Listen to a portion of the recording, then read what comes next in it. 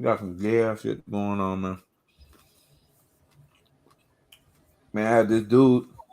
Real quick, I'm gonna say this before we jump on the basketball live. I had this dude that said, and just so you could tell, this is why we need to talk about that shit, and we need to mention that shit in the boxing live because I had a dude say, "I'm rooting for Terrence Crawford because he's dark skinned. Fuck them lighter skinned niggas. So I ain't rooting for Earl Spence." I'm like, is it Black that is stupid black. for you, dude? Stupid shit. Dumb shit. Black is black.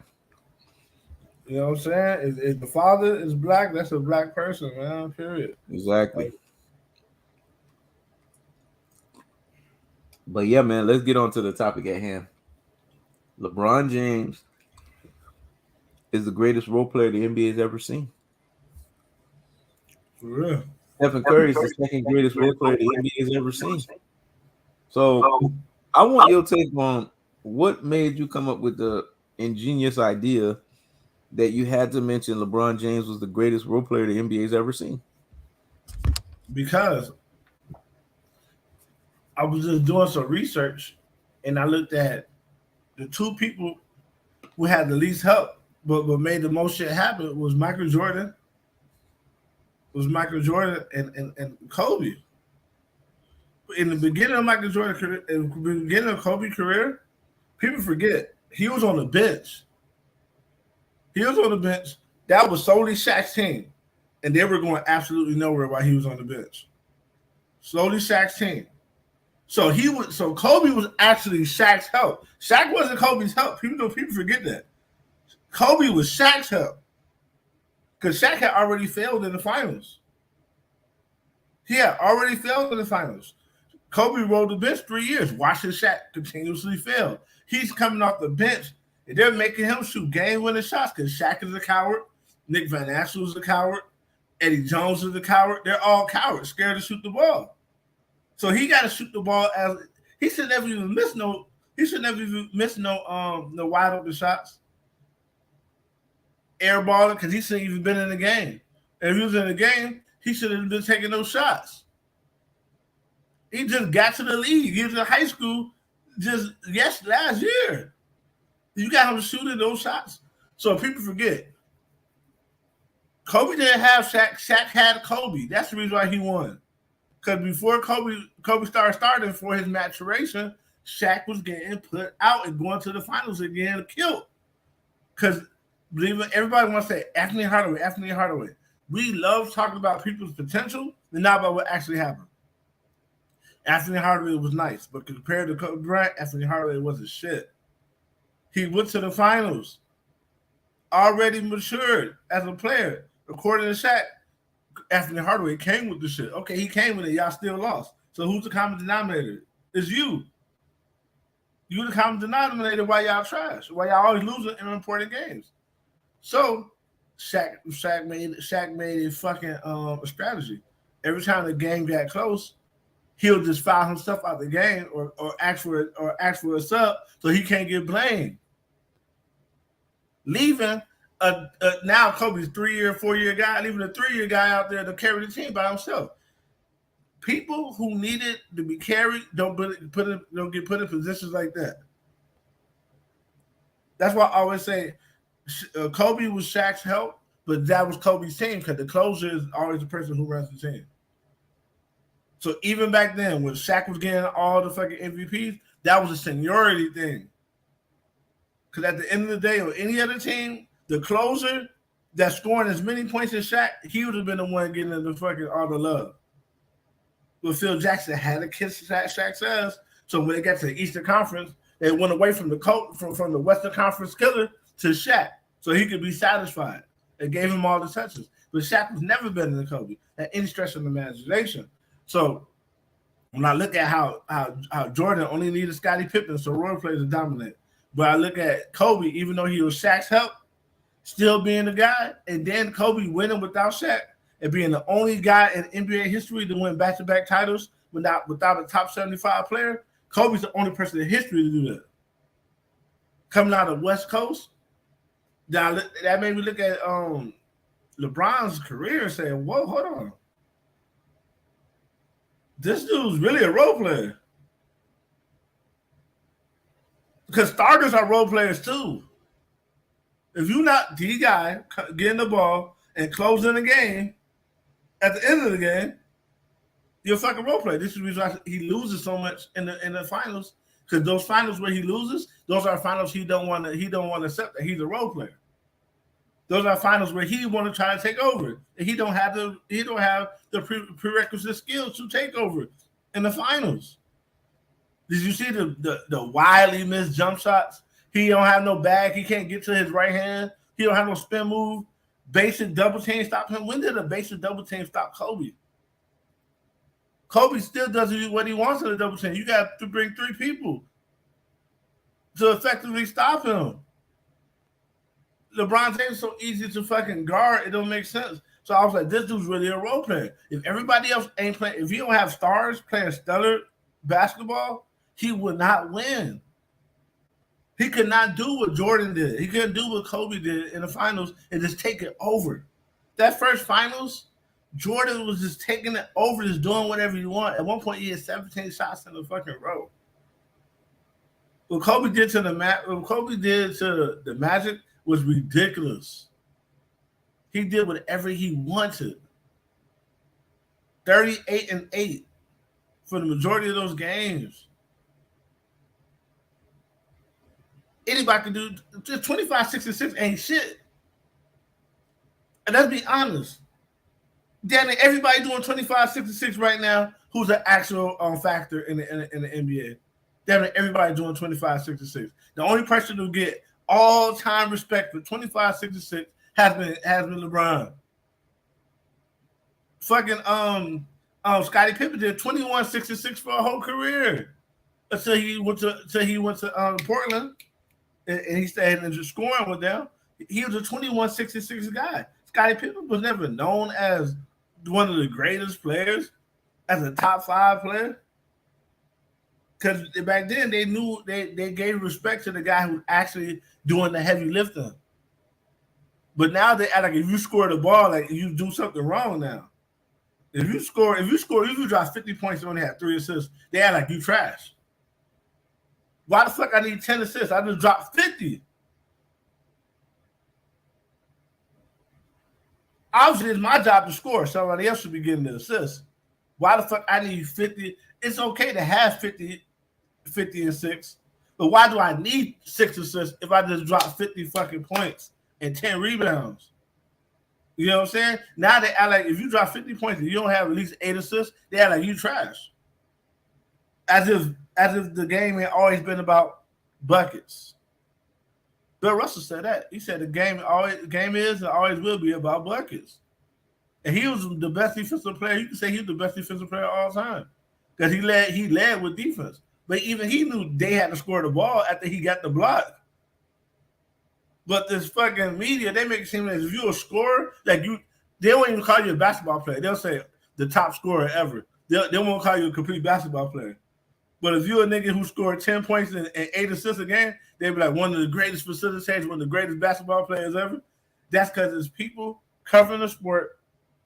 When they was in high school, they couldn't score the ball. They couldn't take over no game. They had to pass the ball to even be on the court. So now that they write about sports and shit, they take that out on the nigga who's the man. Since they couldn't be the man, they make sure the nigga who's the man now, they make sure they change the criteria so he can't be the man. Let's have somebody who's closer to the way I play basketball be the man. And they start calling great basketball, they start calling it hero ball. To give it a negative connotation. They even do that to Jordan. When Kobe started saving games, all of a sudden he was forcing shots up and being a hero ball. They did all this shit to denigrate Kobe. And the only reason why they're going at Jordan now is because Kobe's not here. Now they got to go at Jordan because now it don't look right for them going at a dead man. They're trying to inch to go at a dead man slowly but surely, see if we can accept it. But they've been doing that Jordan, bar none, since Kobe's been gone because they don't have that buffer no more, like you said, man. And that's the reason why I came up with this fucking title. LeBron James is the greatest role player of all time because when you look at his career, he's really been riding the coattails of closers and people who rebound the ball because those are things he can't do. And he's not. He wasn't smart enough to get regular role players to do it. He's been going and teaming up with bona fide superstars, man. Kevin Love, Kyrie Irving. These guys are Olympic level players. Fucking Chris Bosh was on the Olympic team. D Wade was on the Olympic team. Like, how you gonna team up with these guys, man? That would be like Jordan teaming up with Larry Bird and Magic fucking Johnson. Could you imagine that? Or Jordan Carmelo and Charles Barkley. What league would we have had? Who would Jordan have played in the finals if we teamed up with Carmelo? Or he teamed up with Gary Payton. Gary Payton is his point guard now. And now it's him and Gary Payton and fucking Dennis Rodman and Scottie Pippen. Can't nobody bring the ball past half court no more. Do you see how unfair that shit would have been? You made some great points, boy. I mean, some hellified points. To be honest with you, what you preaching and teaching right now is as sweet as these fucking berries that I'm fucking eating, man. And the reason why I'm saying that is because you gave people a overall viewpoint of what the reality was. Shaquille O'Neal was LeBron James before LeBron James. For LeBron James. Scottie Pippen was the progenitor of that style of play because Scottie Pippen was the original point forward. And people want to say they want to skip and then go from Scottie Pippen to LeBron James. Well, in actuality, there was Scottie Pippen. That Scottie Pippen style manifested in birth Anthony Hardaway and Grant Hill. Grant Hill and Anthony Hardaway. That's why I try to tell people there's two styles of basketball play. People think there's like 5 styles, but there's only really 2 styles. There's the Michael Jordan way of basketball, and then there's the Scottie Pippen way of basketball. The Michael Jordan way of basketball is the alpha way. Scottie Pippen way of basketball is the beta way. It's basically the Batman Robin. People hate being Robin, but you need Robin because at the end of the day, everybody can't beat Batman. Right. So more people are Robin. So in that essence, more people have to play a supplementary role. Here's the thing. LeBron James has always been a Robin all his life. Stephen Curry has always been a Robin all his damn life. That's all they know, being a fucking Robin. And we remember when every time Robin was put in a pressurized situation where Robin had to step up and go against the Joker, what happened? Got the shit beaten out of him by a club and damn near got killed. Basically didn't belong. And Joker even laughed at Robin and said, when is the bats coming? Right. Because Joker knows only the bats can hang. When is the bats coming? You got to leave. And I remember he used to tell Robin this. You got to leave grown man's work for grown man's job. You're a little boy. The grown man needs to come out and play. Grown men need to come out and play and still beating his ass with a club. The bottom line is this. When you think of LeBron James, you think of Stephen Curry, you think of basketball in the general landscape of things, Stephen Curry is not what people try to make him seem as a Michael Jordan or Kobe Bryant. There's no way. LeBron James can never be compared to Michael Jordan. And I'm going to explain why. Interesting. You said what you said. Because remember the other day I told you I was playing cornhole. Cornhole is a big game that we play here in sports. Cornhole is a big game that we play here in sports. And the cornhole game that we play, I had my buddy that was the Shaq of the team. And me and him, we got this thing. He's like, I call him my little nephew. He's Shaq, I'm Kobe. He did all the major heavyweight lifting early on. And me, I do the heavyweight lifting on the back end. And it's established. We understand what it is. You do all the heavyweight lifting, give me all of the points early on, and I'm gonna close us out. So in the cornhole game, he scored like 5, 6 points straight early on. I already knew because I already know the Shaq mentality. He's gonna phase out. Mm-hmm. So then when he phased out, he looked at me. He was like, "Unc, man, it's time for you to close." I said, "Don't worry about it." And then old girl, remember I was telling you, old girl was hitting those hole in ones, hole in ones, hole in ones. I looked at her. I said, "You know it's on, right?" She said, "Okay, show me." I hit them hole in ones too. And then I see her starting to sweat, and she was like, "Why?" I told her, "Why you sweating?" He said, "Because it's pressure." I said, "I live under pressure. I'm always living under the gun. So why you sweating? I'm chilling." So, do you have any more hole in ones? She threw her fifth one in there. I said, she said, "So what you gonna do now?" I threw two more in there. I threw six. Then I gave her a kiss on the fucking cheek, man. She's like, "Fuck you." I said, "Well, I thrive under pressure." I said all of that to say this. That's Kobe Bryant. Kobe Bryant thrives under pressure. When Kobe Bryant's in a pressure moment, it's like a practice. When Jordan's under a pressure moment, it's like practice to them. The reason why Jordan became the buffer for Kobe, and I'm gonna say this, and this is gonna give you massive goosebumps when I say this, because then it's gonna really start making you want to just damn near cut me off and then go talking. I know when you get in that moment when you hear some shit, you like fuck it, I'm gonna talk. Kobe was the buffer for Jordan. Jordan is Kobe Bryant censored. Kobe Bryant is Michael Jordan uncensored. I'm gonna say that again because that Mm-hmm. shit's going over these fucking people's heads. But when I just said that, I just saw that afro just went. Whoom. Kobe Bryant is Michael Jordan uncensored. Michael Jordan is Kobe Bryant censored. The reason why they attack Michael Jordan now is because they always wanted to attack Michael Jordan.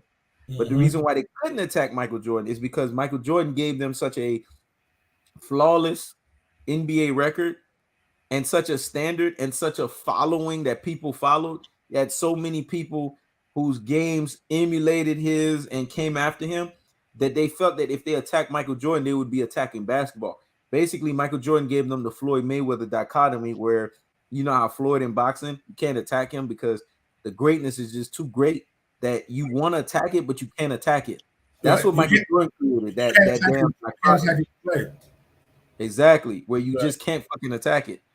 But Kobe, like Earl Spence, they both have that same dichotomy. The same dichotomy is we can attack them because we don't like the fact that another one came behind them on the same level doing what they did too fast. Because they Mm-hmm. expect when somebody's on that level, that's not supposed to happen immediately right back like that. That's supposed to be something that's supposed to happen in another 100 years. That's why they're Mm-hmm. mad because it happened too fast. So when it does happen, it happens so fast. The mentality is okay, we automatically have to hate on the new guy because we know we can't hate on the old guy. But see, if Kobe was still around, Jordan would never get none of this because Right. Kobe's the buffer. Now Kobe's gone. You know what? We've always wanted to attack this guy. So what did they attack Jordan on? They initially attacked him. Go look at where they started the attack. They started it on 2009 retirement. The reason why is because that was the time that Jordan became uncensored for the first time in his career, where he just said whatever the fuck he wanted to say. He was already well super retired. I mean, he was embarrassing people. He was like, ain't that right, Bill Russell? Ain't that right? Ain't that right, John Stockton? Ain't that right? I mean, he was putting people in their place the way he was talking. You know how when somebody got a paddle out and they just keep paddling people? That's what he did his whole Hall of Fame speech. He was just paddling people. And they didn't like that. They didn't expect that Michael Jordan was always like that. But if you really was paying attention, Michael Jordan was always like that. He just wasn't like that to the world. He was like that with his teammates. His teammates was Right. telling you he was a fucking scumbag. His teammates was telling you he was an asshole. His teammates was telling you he was like that. Michael Jordan just knew that I can't do this to the media because I got to play this role. Floyd did the same thing. I got to play the role. But then they switch back. I'm saying all of this to say this. When you're able to have that dichotomy to where you're able to deal with the media, you got to understand how much pressure the media puts on you. This is what separates closers from chokers. A closer can deal with the heavyweight burden of the media and still go out and perform. I don't think people understand the level of pressure that celebrities have to deal with. And then on top of that, the level of pressure that a Michael Jordan and a Kobe Bryant's level of celebrity has to deal with, and then go out there and perform like Michael Jordan and Kobe Bryant, this is why LeBron James is nowhere near that level. Because for LeBron James to have supposedly that level of pressure, but he can't go out there and perform, they said he was the chosen one. They coordinated him. They gave him the crown. But did they listen to Michael Jordan? Michael Jordan prophesied on oath and said, they're giving these kids coronations. They're giving these kids things as if you're thinking that these kids deserve it. And really, they haven't done anything worth to deserve it. You know when they gave Michael Jordan his shoe contract? Because I had somebody sit here and tell me, well, you know what, man? But didn't they give Michael Jordan his shoe contract before, he started playing? This is what Michael Jordan said, and they failed to realize that. I said, go watch the movie Air, because Jordan said it. Jordan told Phil Knight, if at any given point in time I do not live up to the shoe contract, take it back. Because you invested in me, so I'm not only going to show you what I'm worth, but I'm actually going to show you I'm worth more than the shoe contract. That's what he said. Right. I never heard LeBron James say no shit like that. Well, I never heard LeBron James say, you know what? If at any given moment in time, Jordan was willing to say, take all this money back. Take all this investment back if I don't live up to what I'm supposed to. I never heard LeBron James say that when he got the $90 million shoe contract, because LeBron was supposed to give money back when he lost to the San Antonio Spurs in the NBA Finals in 2007. But people are like, well, he played against the Spurs. It doesn't matter. Y'all called him the chosen one. It don't matter. Because think about it, what people don't realize is you can't say that he played against the Spurs shit. The Spurs were barely beating them. Exactly. They were winning like by 6 points, 5 points here. That's LeBron James. Missing free throws, missing layups, missing wide open shots. They let LeBron James shoot wide open shots. They would have never guarded Kobe like that. Because LeBron James is a self-check. He's not that good. But they said he's the chosen one, though. They played off of LeBron James. Said, man, if you can knock down these shots consistently, we'll take an L. We'll live with that. And he couldn't knock down basic 15, 17-foot shots consistently. The way they were selling LeBron, even my brother at the time was saying that. And I said, and when I said that to my brother, even he shut down. I said, the way y'all selling LeBron to me, y'all selling LeBron to me like he's greater than Jordan and Kobe. That's the way y'all selling. Because y'all kept saying he's the chosen one. When you say somebody's the chosen one, you make me think of Neo in the Matrix. And LeBron ain't no fucking Neo. He ain't dodging shit. LeBron James getting hit with every fucking bullet. So what did he dodge is game-winning shots. Exactly. That's the only thing he's dodging, game-winning shots. So if LeBron is the chosen one, then San Antonio Spurs, I don't give a damn who they are. They're supposed to win. And here's the caveat of it. Everybody always sits here and say LeBron didn't play with nobody. Clearly, the Cleveland Cavaliers had to be a talented enough team to win 60 for you to make it to the NBA Finals. That year, they won. They had the same record that the San Antonio Spurs had going into the 2007 NBA Finals. People always want to gloss over that. But what they don't realize is LeBron James cannot carry teams where he has a lengthy amount of role players. Why he can't carry? Because it goes back to your point. He is also a glorified role player. He's the greatest role player. He's not the closer. So when the role players are looking like, man, who's going to close this game? LeBron James is looking as well. Exactly. He's like, you going to do it. Because I got my 26, 6, and 6. I already got my stats. So here you go. There you go. Give to Daniel Marshall. Daniel Marshall is good when the game is not on the line. Exactly. And that's why he did that. ESPN gave you that nonsense where he said he does the greatest play. No, he does the stupidest play. The stupidest play of passing the ball.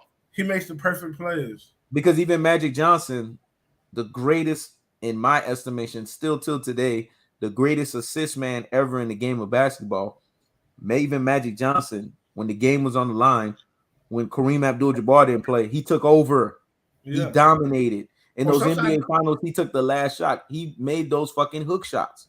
So I don't understand. Or sometimes Kareem was in the game, but if Kareem wasn't open, he wasn't forcing the ball to Kareem. Yep. If you got a favorable matchup, like one time Kevin McHale switched on him. He's out faster than Kevin McHale. Yep. And he didn't hesitate, and he got to the middle of the paint through his hook shot.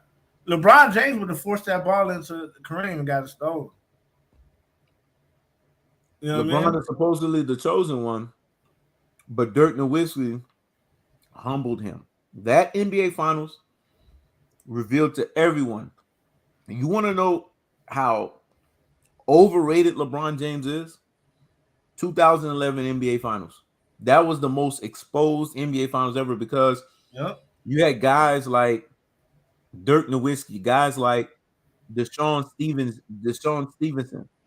You had guys like Lance Stevenson. You had guys like Sean Marion.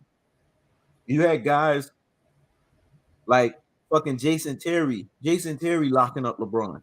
You supposed to be LeBron James. How you letting Jason Mm-hmm. Terry lock you up? How you letting Lance Stevenson lock you up? Right. Sean Marion was past his prime. How you letting him lock you up? That NBA Finals revealed that LeBron James was a glorified role player. And here's the thing: all LeBron had to do was just submit to Dwayne Wade's brilliance because Dwayne Wade was still being brilliant in that NBA Finals. But here's the thing with guys like LeBron James and guys like Stephen Curry, because Stephen Curry has done this as well too.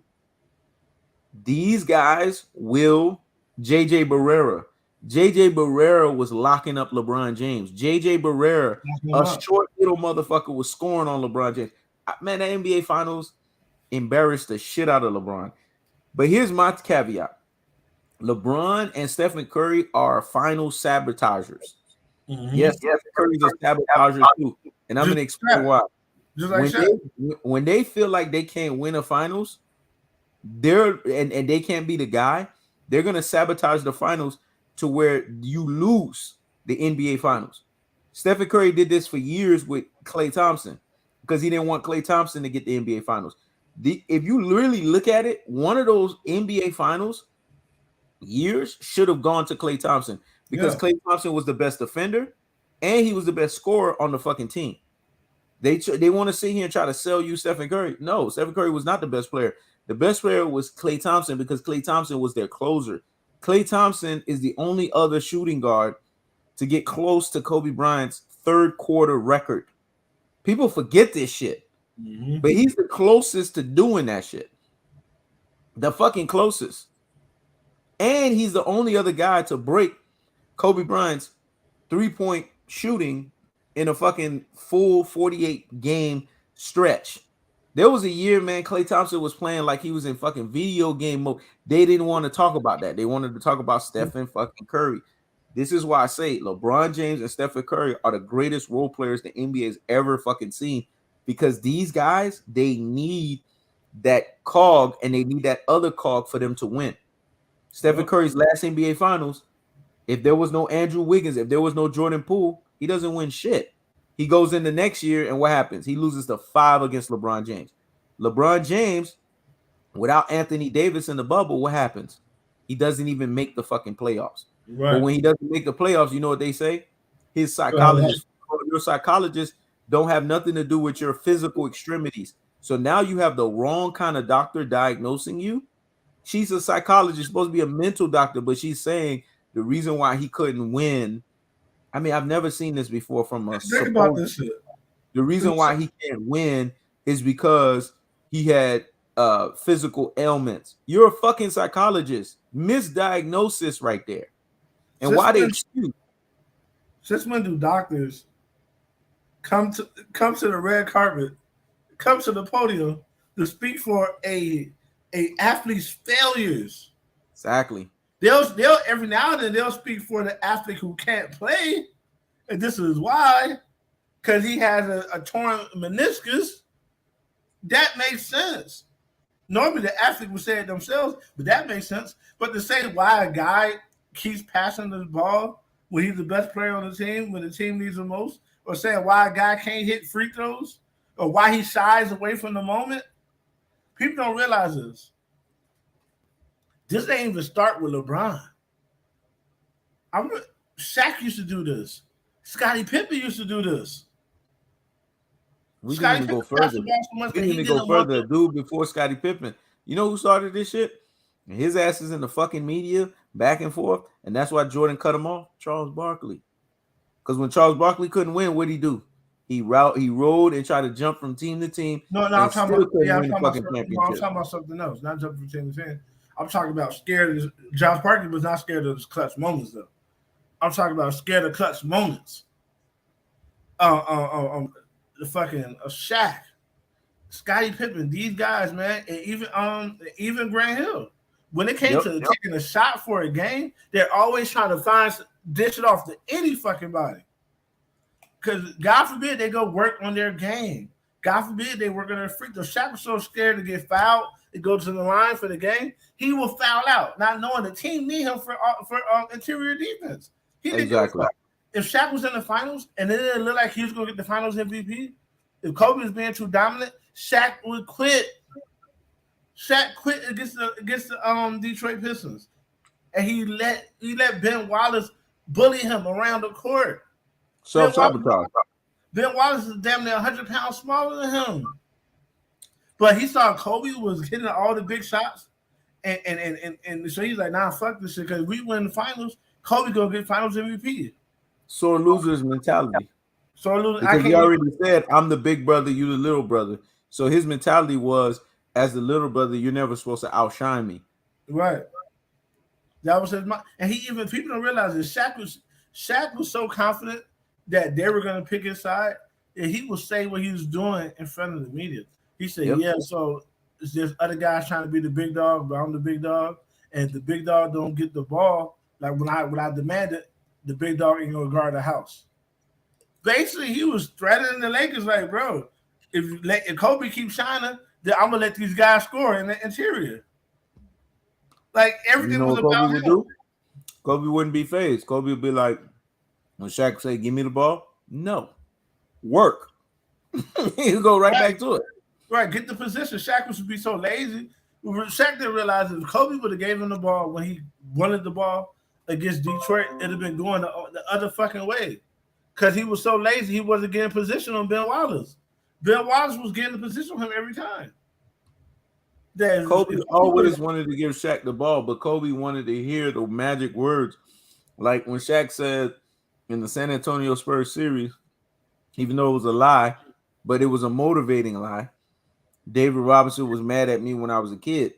This is what Kobe said. "Oh, say no more. I'm going to give you the ball."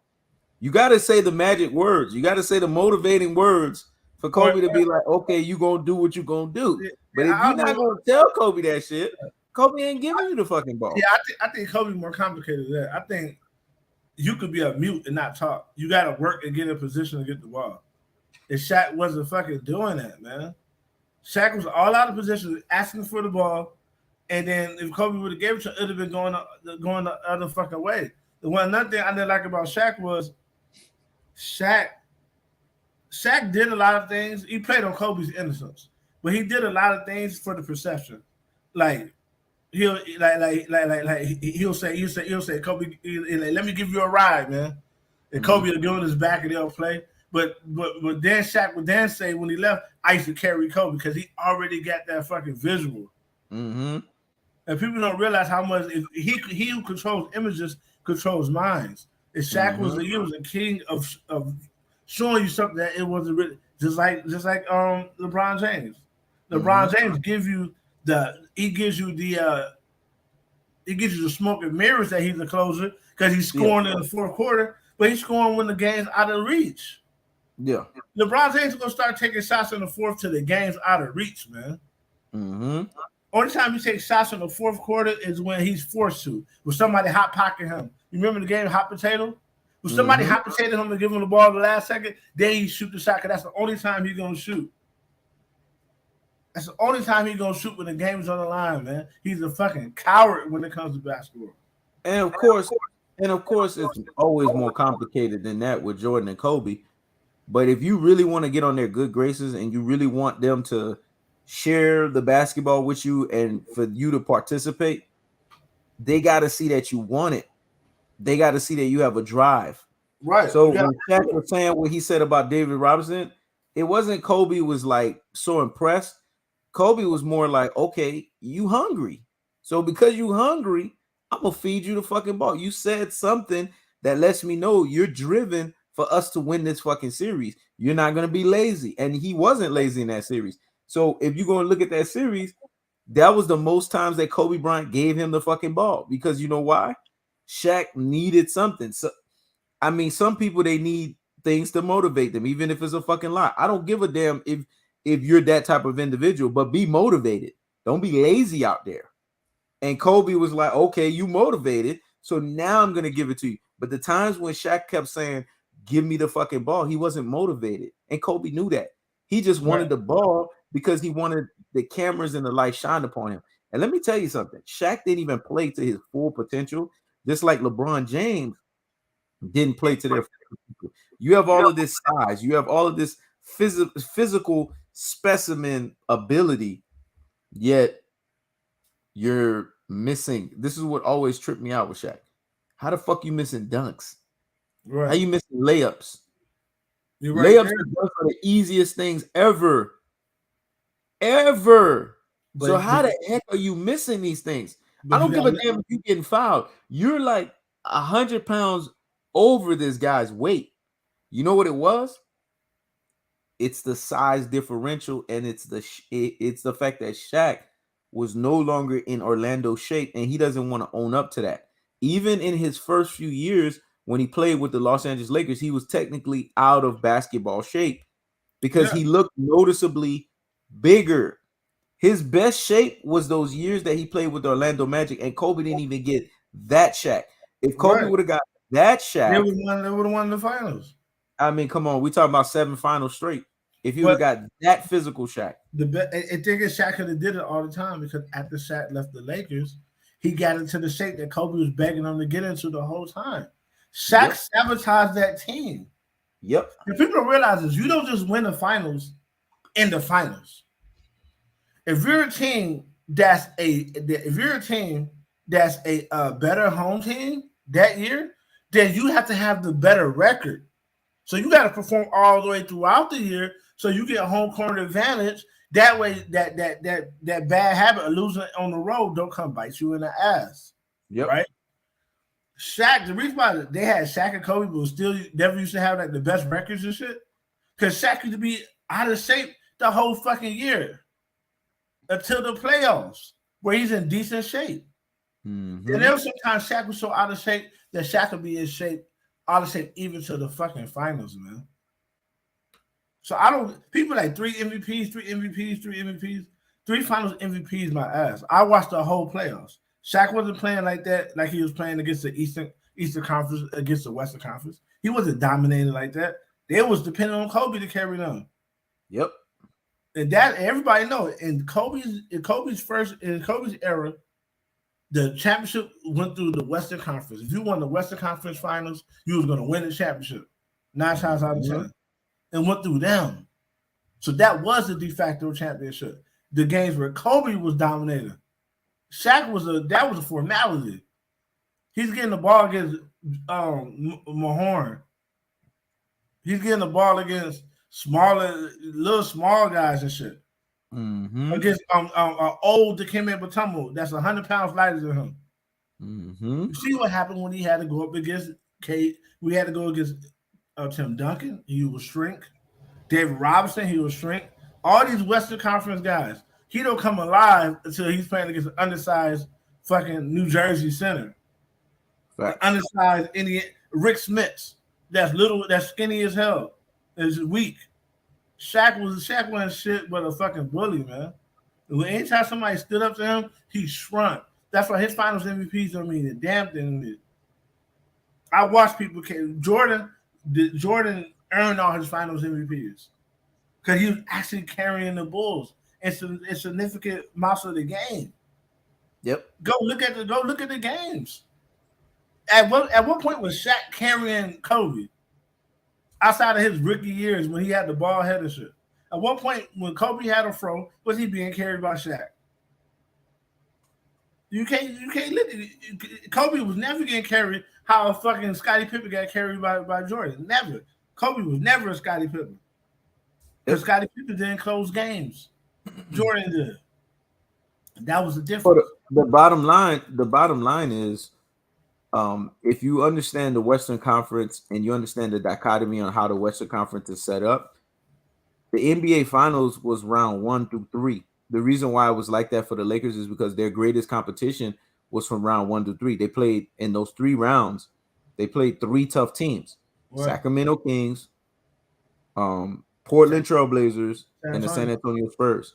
And that round 1 to round 3 always went back and forth depending on the year. Those first 3 rounds were the NBA Finals every year. And go look at Kobe's numbers. Kobe would be dropping 38 points, 7 assists, 7 rebounds in one series. Another series, 35 points, 8 assists, 7 rebounds. Another series, Kobe would be dropping 37 points at 9 assists, 8 fucking rebounds. But then by the time they get to the NBA Finals, the reason why even Kobe was like, "All right, Shaq, this is for you," is because Kobe understood it was garbage time at that point. Yep. In his mind, he already did the heavyweight lifting, and he knew Kobe Bryant's intellect and his IQ is so basically smart. He knew Shaq had a mismatch, so why not feed him the ball? I already did all the heavyweight lifting for the first Yeah. 3 rounds, so Shaq why had a not feed him business the ball in the NBA Finals? because So Shaq that's can't why perform. Kobe was like, "Okay, I'm gonna give you the ball in the finals because I did all the heavy work." Yeah. Yeah. Let's start with the trolls. Anybody trying to troll, just get ignored, man. Um, because grown men they'll come in to argue, they'll come in a conversation just to be contrary, don't even know what's going on, and just trying to say something for attention. Like, man, I expect a woman with a pussy to do that, not a Yep, man. You know what I'm saying? But yep. There you go, got him. you know what I mean. But at the end of the day, uh, the difference of opinion is warranted. Is we actually like that, but coming in just to be a troll and like just saying stupid shit just for attention, that's not gonna get you nowhere far. You know what I mean? But anyway, when it comes to Kobe and the Shaq dynamic, you gotta understand Phil Jackson played a big role in that. Exactly. Because Phil Jackson, Kobe listened to the coaches. Phil Jackson played a big role in pacifying Shaq. If Kobe had his way, Shaq would have got the ball when it made sense. He still wouldn't have got shit forced to him. You know what I'm saying? Phil knew Shaq would fall apart if Shaq didn't get the credit. What Phil didn't realize is if Shaq could fall apart all he want, if you replace Shaq with just a solid big man, the Lakers would still win the finals. That's how good Kobe was. But Phil was so he was riding Shaq's dick.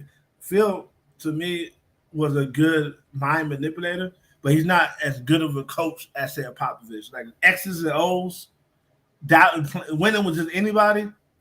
If Popovich had the same players Phil Jackson would have had, Popovich would have never lost in the finals. With a fucking Kobe Bryant and a Shaq, because Shaq would have had to do what the fuck he was told, just like Shaq had to do what he was told when he went to Pat Riley and them. I'm quite sure he came in there with that "I'm the big dog" shit, blah blah blah. Shaq got shut down. Said no, you need I, to get in I shape. hear I hear what you're saying with that, but I agree to disagree in the sense that Shaq is a crybaby, man, and I just can't see. I could see Greg Popovich being able to enforce his will as a coach on Shaq, but I could see the tension brewing between the both of them because Shaq is like Dwight. You know when you see when they always say Shaq is always getting on Dwight Howard. You know why he's always getting on Dwight Howard? It's because Dwight Howard is low key like Shaq. They pout. They both when they don't get their way and they don't deal with a certain coach, they want to try to get that coach fired. Honestly, Greg Popovich would have been successful. They would have won titles, but don't be surprised if every year Shaq would have been trying to get Greg Popovich fired. He wouldn't be able to get him fired. If Shaq would have left before. People don't realize this. Greg Popovich got so much pull in the NBA. He do what the fuck he want to do on game time, on prime time games. If you think one of his players hurt, he don't even play them. He the only person who do that, and he don't care. Yeah, Greg but Popovich, that Popovich got, it was after winning those titles that he won with the Spurs. Like if we rewinding it back to the beginning time, Popovich doesn't have was it what year is that? 99, 2000? Popovich don't really have no cachet because he don't really have rings like that. Well, people and don't realize. Shaq's the superstar, and Shaq's the superstar. So Shaq would have been in the leverage point to try to get him fired. I could see that happening. I could see that scenario playing out with Shaq's pouting, and the Lakers organization would have sided with Shaq over Greg Popovich because Shaq's the No, superstar. no. We talking about Shaq going to San Antonio, being in San Oh, Antonio. the San Antonio? Yeah, Okay, yeah, now yeah. that's different. Lakers, Now, Lakers, if you talk Lakers. about San Antonio, that's different. Right, the Lakers, the way they built, they kissed the ass of stars. They doing that Okay, now. I thought you were talking about Greg Popovich on the Lakers. No. Greg Popovich in the same where he's at, same dynamic. Shaq just be going over there. Okay, yeah. If that's the Greg case, then Shaq's gonna have to toe the line. It's Greg Popovich is in his nature not to kiss no players ass. He'd rather get fired. So it wouldn't matter where Greg Popovich was at. He just would have got fired in LA. He wouldn't have got fired in San Antonio. But I think whatever team, I think given the quality of players that Phil had, I think Greg Popovich is a better coach, X's and O's. Phil's a better manager of mentalities and managing egos to make sure these guys know classes at third. But Phil doing that, he ruined Kobe's perception, trying to massage Shaq's perception. And, I look at coaching. Hold on. That would have never happened on the Phil Jack on a Popovich team. One player would have never got destroyed trying to massage the ego of another player. The hot hand, the guy who deserves is going to get it, man. You're fat and you're lazy. You need to get in shape. This is the way Pop talks to people. If you fat, he's gonna call you fat. Same thing with Pat Riley. When he moved to Pat Riley, look at the shape he was in. Mm-hmm. He wasn't in that shape the whole time he was with the Lakers. He looked like he was back 20-some years old because Pat Riley wasn't fucking playing with him, man. You're not special. There's so many ways to skin a cat, though. Like I hear you what you're saying with Popovich from a traditional coaching standpoint, X's and O's. You can say that Greg Popovich has the edge. Heck, I'll even go to say, what's the name of that coach that Coach Allen Iverson with the Philadelphia 76ers? Coach Brown. Coach Brown. Larry Brown. I would say from an X's and O's, he was better than Phil Jackson. From an X's and O's, Pat Riley's better than Phil Jackson. But to me, coaching is more than just X's and O's. It's about being able to get into a player's psyche. It's about being able to get the player to see your system. Yeah, that's why I said what I said. Where those guys were better than Phil Jackson in X's and O's, Phil Jackson was better than getting these guys to buy into the system and buying in very quickly and accepting who they were and their roles within the system. Now, obviously, that's not X's and O's, but to me, that's still coaching. Because coaching is basically getting people invested in what you're trying to get them invested in. So, yeah, they may be better in the technical aspect of coaching the guys from basketball, like basketball plays, but Phil Jackson was more well-rounded in the intangible parts. And that's where his brilliance came in. And when you look at the egos, because there was egos. Shaq had an ego, Kobe had an ego, Jordan had an ego, Pippen had an ego, and those types of egos, honestly, and this is my opinion on it, we may agree to disagree. I don't think those coaches would be as successful coddling those egos the way Phil Jackson was able to, because Phil Jackson's ability and his style. That's why those guys were able to thrive more. If you put Kobe and Jordan in a system, because that's always been the one thing that I always say with Jordan and Kobe. To me, they both are very much the same that way. Things have to be in their favor. If things are not in their favor, it's kind of going to go haywire.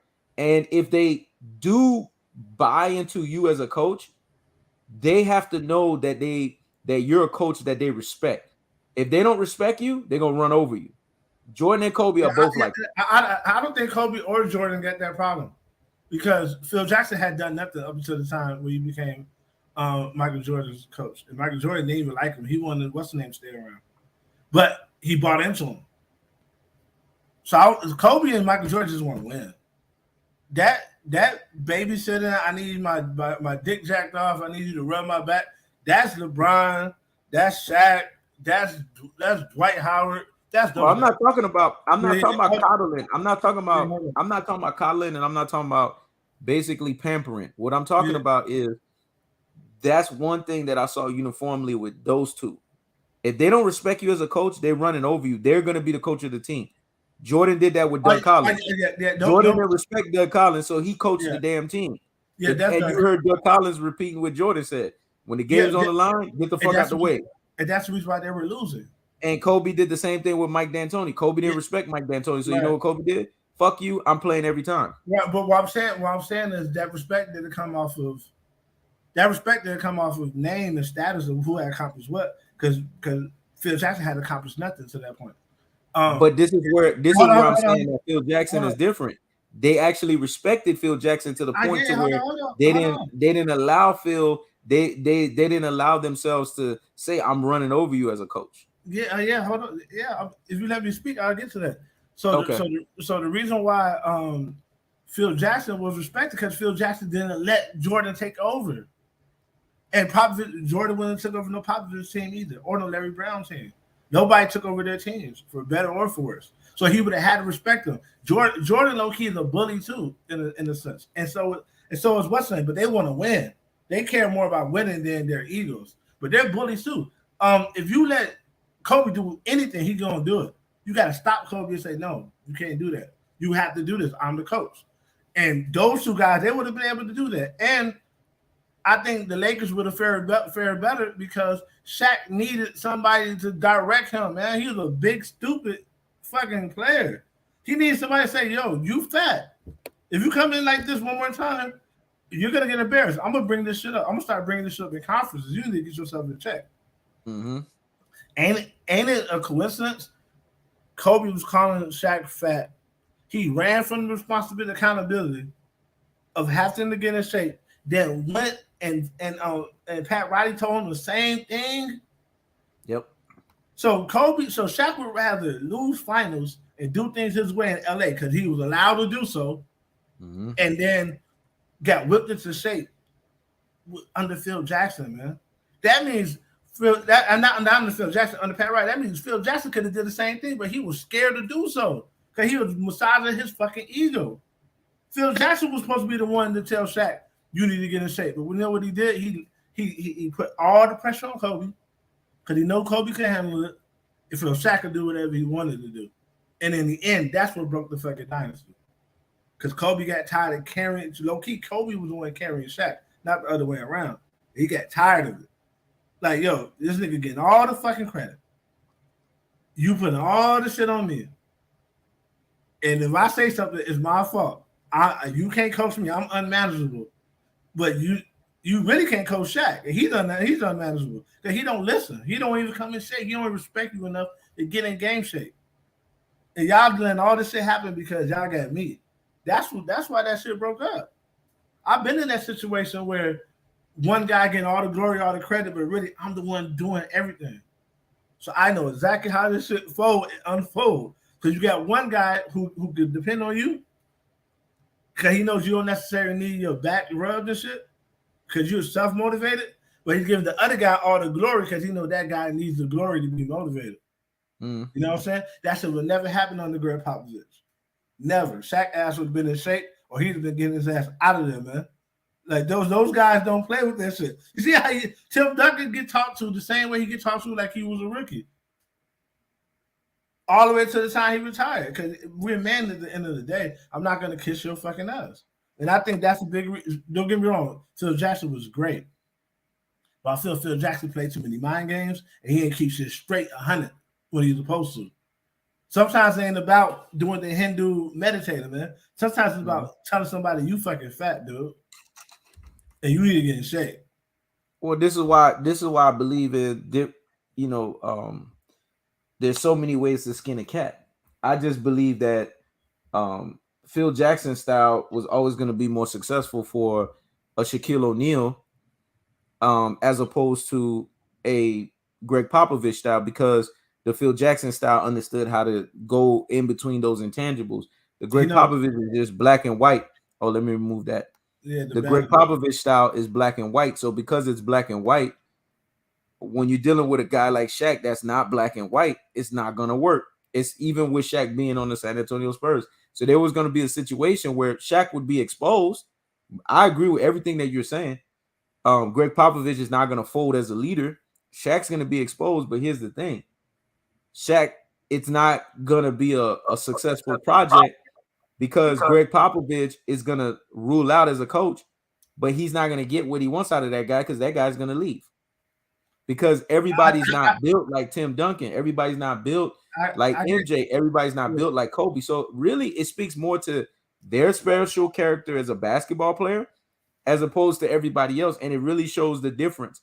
This goes back to Shaq being that role player, LeBron being that role player, because LeBron, in essence, is like Shaquille O'Neal in that essence.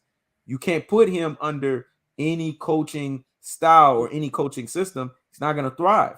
He has to be under a specialized coaching style or a specialized coaching system. Different strokes for different folks. Everybody's not the same. They can't cut the mustard. yeah, But one thing that I'm gonna give Phil Jackson value on, and I know that offline we've always agreed on that with Phil and Kobe, but I honestly I believe that it made Kobe all the better for it. Because when you are put in a position where someone is constantly being passive aggressive with you, it's one or two things you're going to do in that situation. Either you're going to fold and be like, you know what, and pout about it, because Kobe could have done that, could have pouted about the shit. But Kobe was like, nah, I'm going to ride this situation out, and it's all going to make me better for the next time around. Because look at their relationship. Their relationship actually got closer when Shaq was fucking gone, and it was just Kobe and Phil. And they were able to do, and this to me right there was greater than anything Kobe and Shaq did. Kobe and Shaq did. When Phil and Kobe were able to get that three-peat from 08 to 10. If Paul Gasol would have just stepped up and balled out and do what he was supposed to, and those guys would have balled out of control, we're talking about Kobe having a fucking three-peat, man. Yeah, but once again, Phil, their relationship got better. But Phil was Paul Gasol. Phil, every time somebody else has to do what Phil's supposed to do, Kobe had to make Paul Gasol tough because Phil was coddling Paul Gasol, man. He always coddling somebody. And that's the thing. I actually think Shaq would have been better under Popovich because Shaq. The reason why Shaq is great as he is because his father, his stepfather, was on his ass with a sergeant. Shaq is used to be a dictator too. You start playing these mind games where he got all this freedom. He's a big kid. He's always gonna do the wrong thing. Shaq would have been the coldest fucking master sergeant ever. Because he'd have been told directly what to do every fucking day, man. You know what I'm saying? This nigga cannot operate where he has the freedom of thinking, the freedom of choice. He gonna always eat the burger. He gonna always come in fat as fuck. He gonna always demand the ball when he out of position. He gonna always try to bully everybody because he has to deflect from the shit he's not doing. Kobe didn't need any extra motivation. He was self-motivated. The shit he was doing to Kobe, he was supposed to be doing to Shaq. But he was not, he didn't have the backbone to do it. Don't get me wrong. Phil Jackson is great. I'm just saying that his flaws, he got flaws. I don't give a fuck how many championships he won. He had flaws. And some of his flaws was he's a coddle Scottie Pippen too. I was in Chicago. Y'all Chicago fans, but y'all don't understand the atmosphere in Chicago when it came to Phil Jackson. We loved him. But Phil Jackson used to be coddling the motherfuckers who needed a foot in their ass, man. He always coming, Scotty Scotty folded, man. Against the Pistons, when he sat down talking about, he folded. Let's be honest. He folded under the pressure.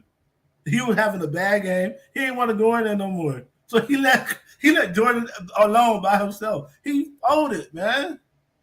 Because he was getting coddled. So it wasn't until Phil Jackson let the reins off Jordan, let Jordan dictate how practice went, that the Bulls started getting better. Jordan started getting on their ass, man, slapping them around, making them tough. You know what I'm saying? I hear what you're saying, but the one thing with Jordan and Kobe is if they're left to no one's perfect. If they're left to their devices, it would be a situation where the situation would be extreme all the time. And you can't have one situation in one way all the time. You're not going to get maximum productivity out of that. If you leave Michael Jordan and Kobe Bryant to their devices, it's an extreme militant environment 24/7. And that's not going to bode well to success. Nah. You need that balance. You need Phil Jackson to come in. Kobe won 2 out of 3 championships like that without Shaq. So I disagree. Well, he had Phil Jackson. So there was that give and take where Phil, Phil Jackson had his pacifist style that did work in the mix of Kobe Bryant's militant style. Both their styles work together. But if you keep one style 1,000%, it doesn't work. And we have proof of that. Take Phil Jackson off of those teams when he didn't coach. Have Kobe Bryant. Look at the teams that Kobe Bryant coached when Phil Jackson wasn't there.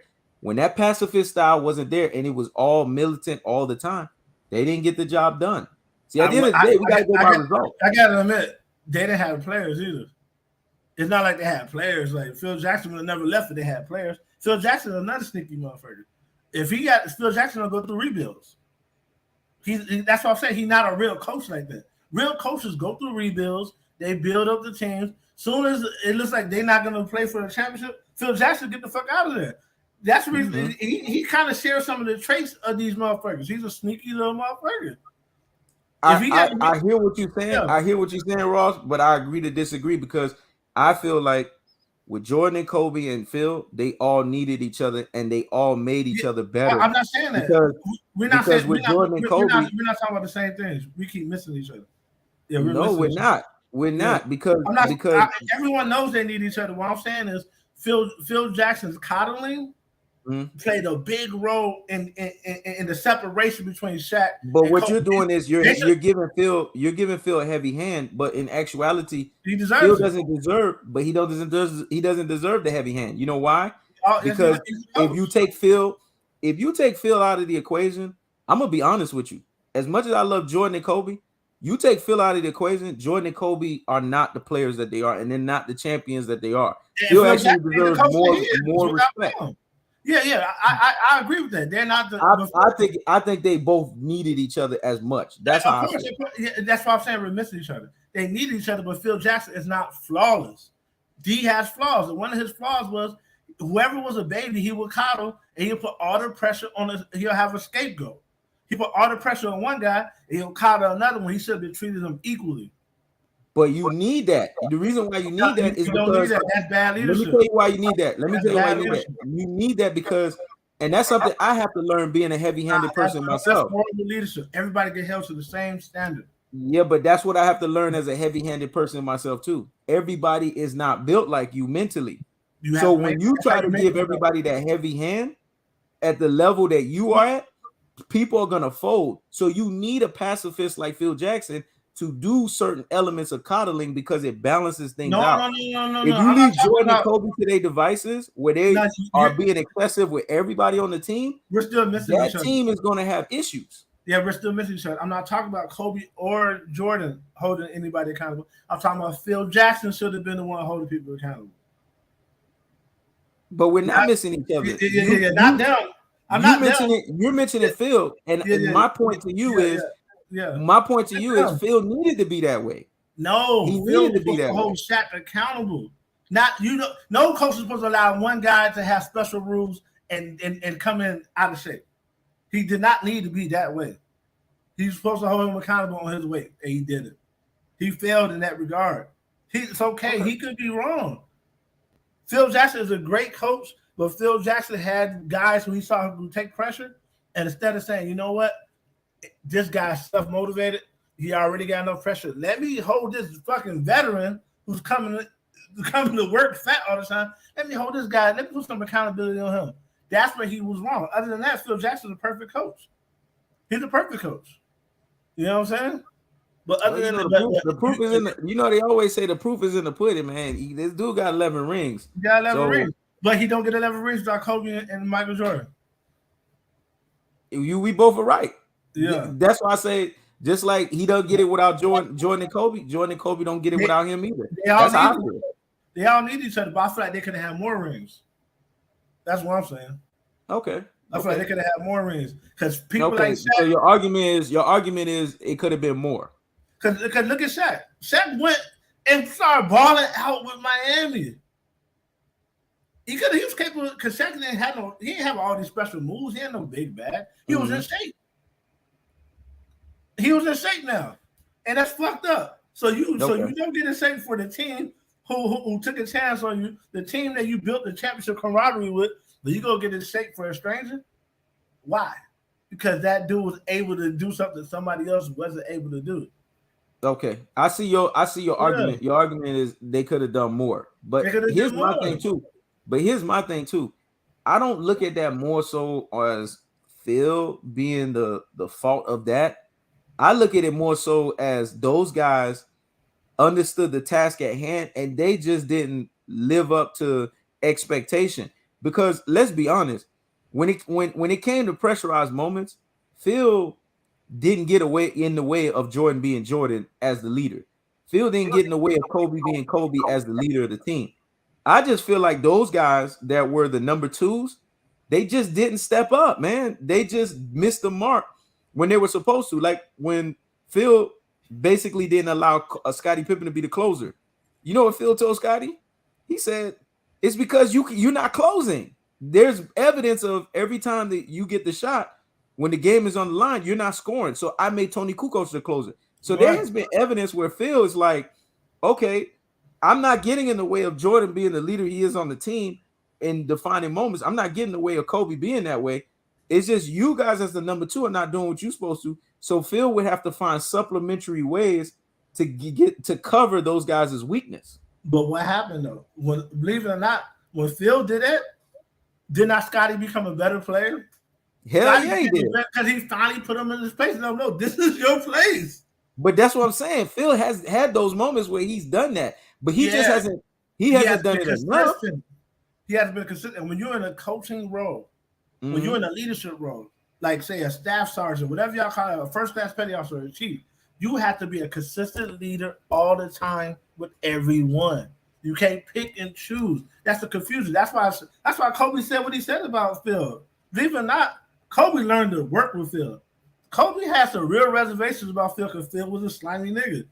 You let all this shit happen, then you'll write a book talking about I'm the one that can't be coach, nigga. Mm-hmm. What? Are you crazy? You let this fat ass nigga come to work every day fat, don't say nothing, but I'm the one you write a book about? Please. Phil, if you ask me, Phil was kind of intimidated by Shaq. That's why he let Shaq get down like that. Phil used to even Phil had more courage to speak up to Jordan, even though it was Jordan allowing him to do that. They did a Shaq. Phil would have never allowed Jordan to come to fucking training camp fat as hell like that, man. He was like, hold on, Mike, because he knows he needs Mike to be in peak shape.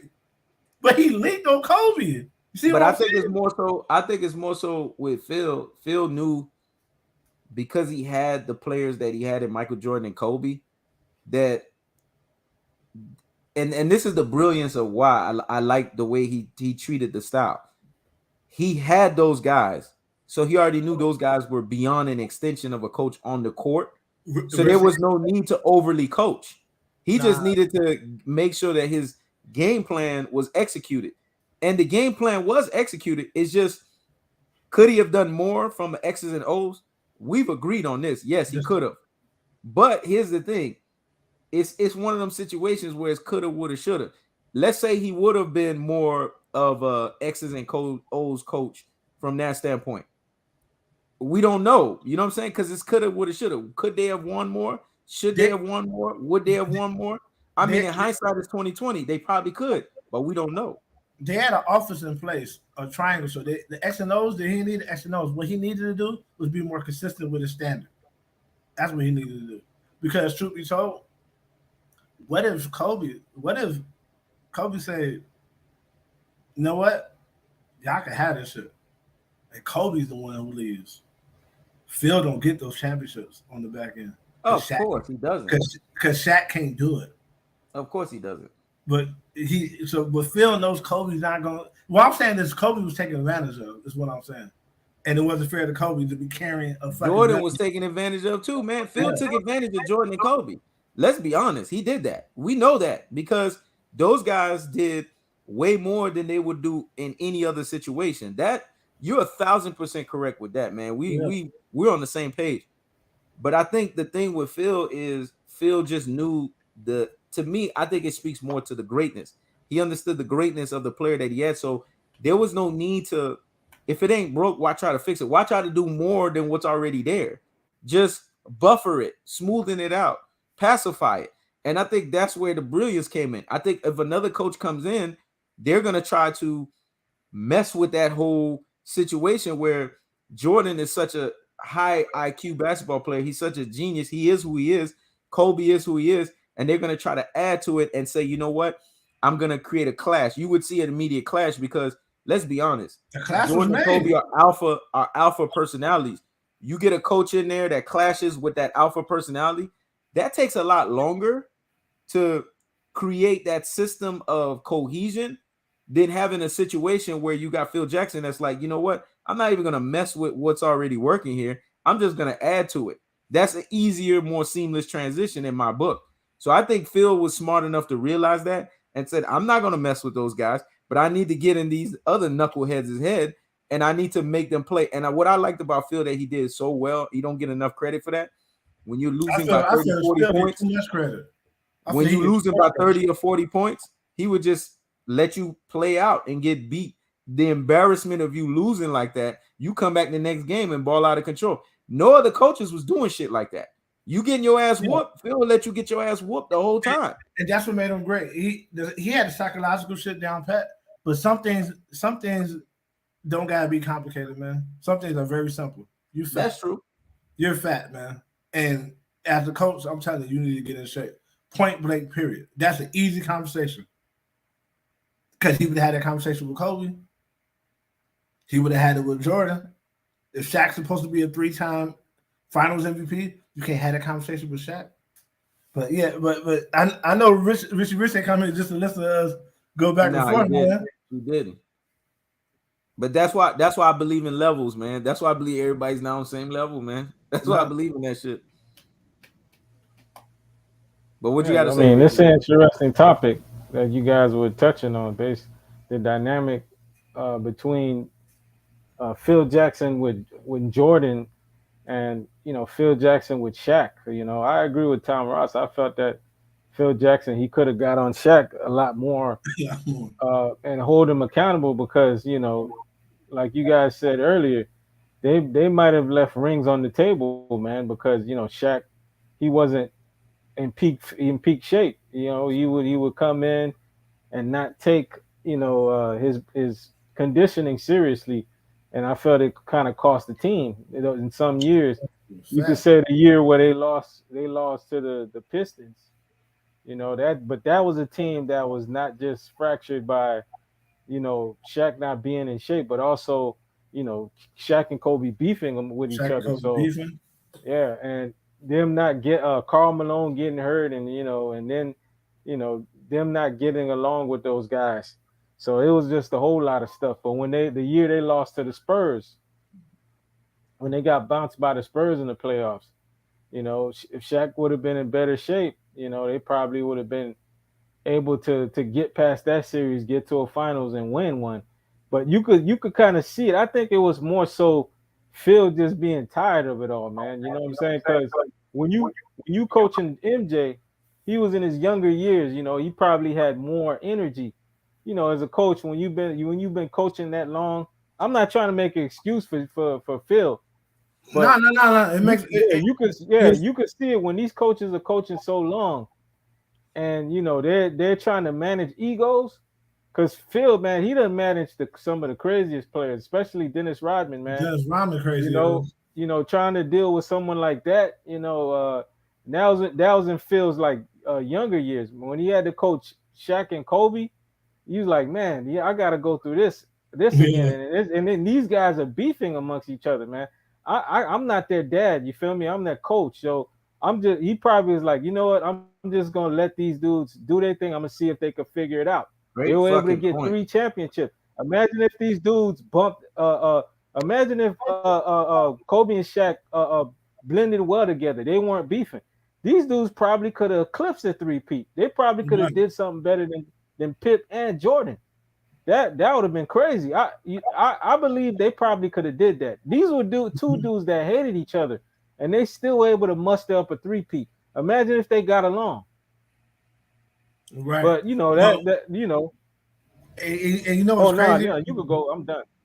I'm gonna give it right back to you after I say this. It's kind of like if you're in a big family, there's a lot of brothers and sisters. Mm. The first brothers and sisters, when your mama and your daddy was in their prime, man, they got hell. You know what I'm saying? When your dad was in his prime, you probably wasn't even born yet. Your brothers, your older brothers, didn't get the same father you got. You know what I mean? Believe it or not, he might have been hard on you, but he was super hard on motherfuckers. You know what I'm saying? Then as shit go on, then you get the baby child.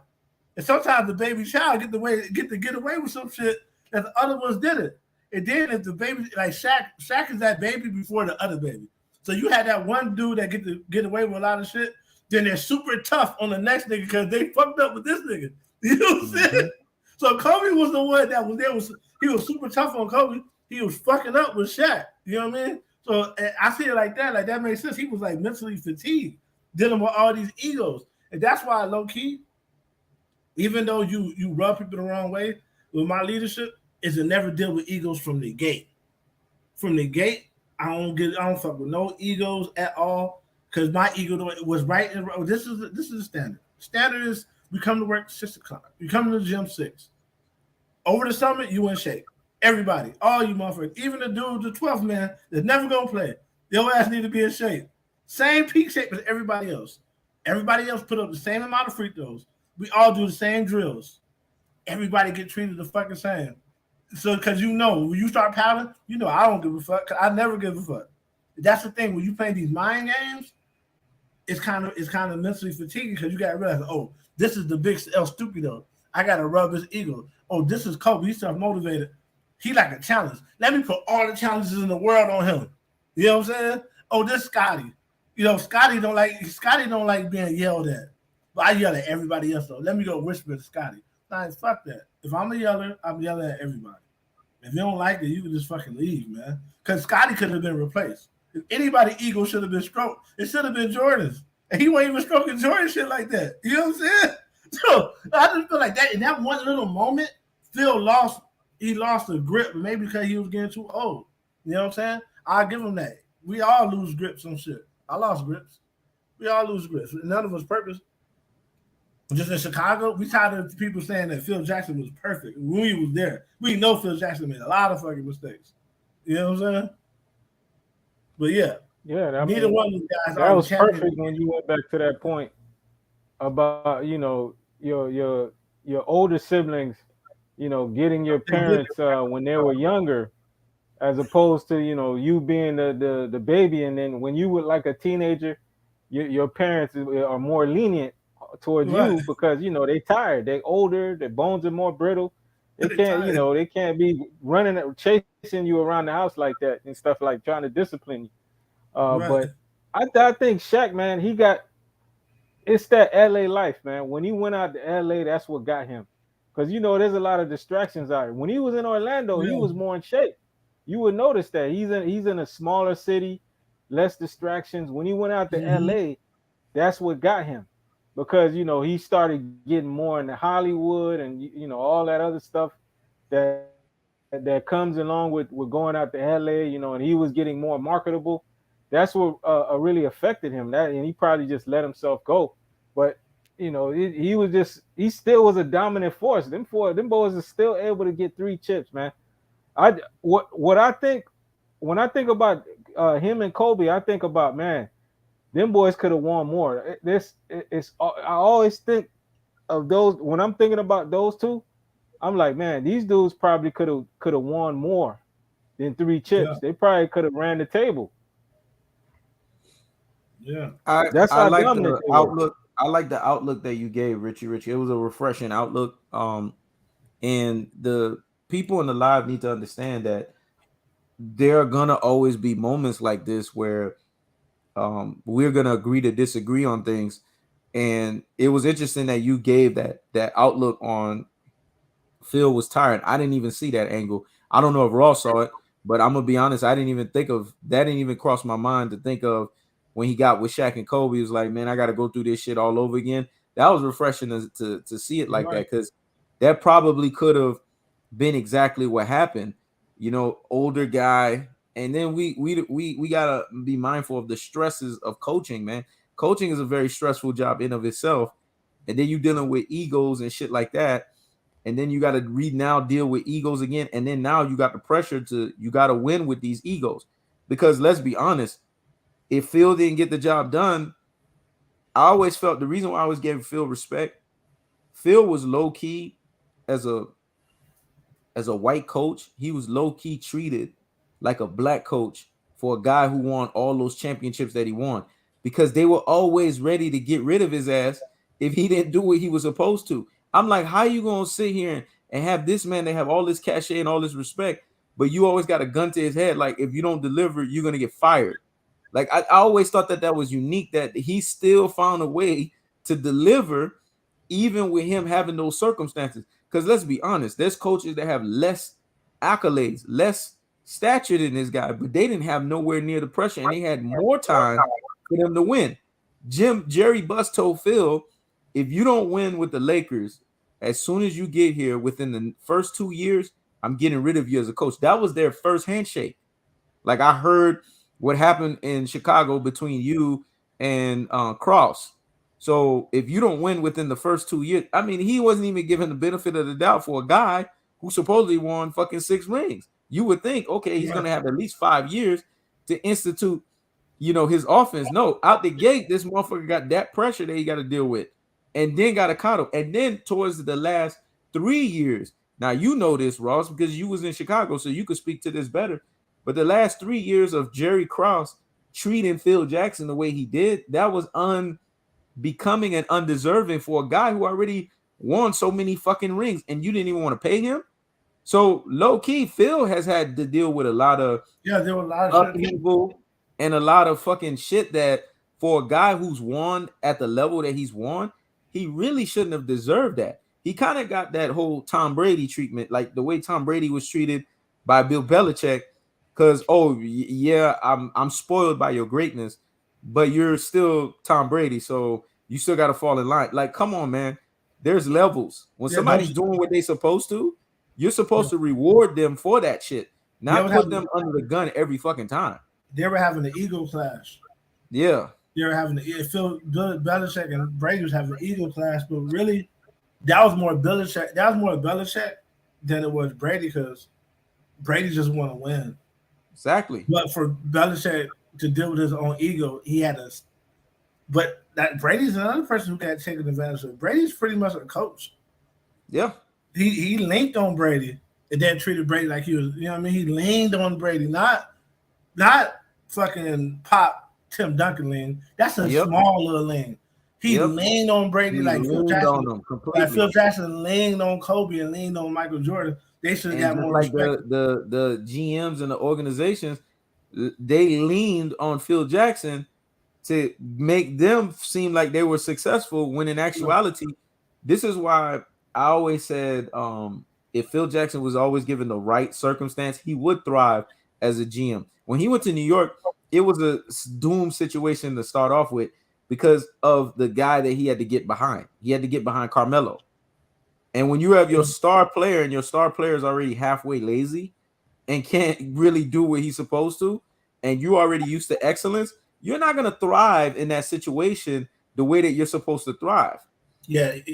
Even with him giving Carmelo guys that really could have helped Carmelo. Like, Carmelo was low-key hating on Linsanity when Linsanity was balling out of control. When Carmelo could have been like, you know what? This is a great supplementary player. Instead of me hating on him, let's play and let's thrive together. Right. Phil made necessary moves with the fucking New York Knicks to make them thrive. Chauncey Billups, Amari Stoudemire. I mean, come on, man. Like, when I sit there and I scratch my head and I'm like, he had the opportunity. If you gave Kobe or you gave Jordan, Chauncey Billups, Amari Stoudemire, there's no way they're fucking losing to the Heat. Yeah, they had the wrong coaches, man. Yep. They had the wrong coaches, man. I believe they would have benefited strongly, that team, because you got Phil the general manager. Yep. That team would have benefited strongly from a hard-nosed coach like fucking like Brown.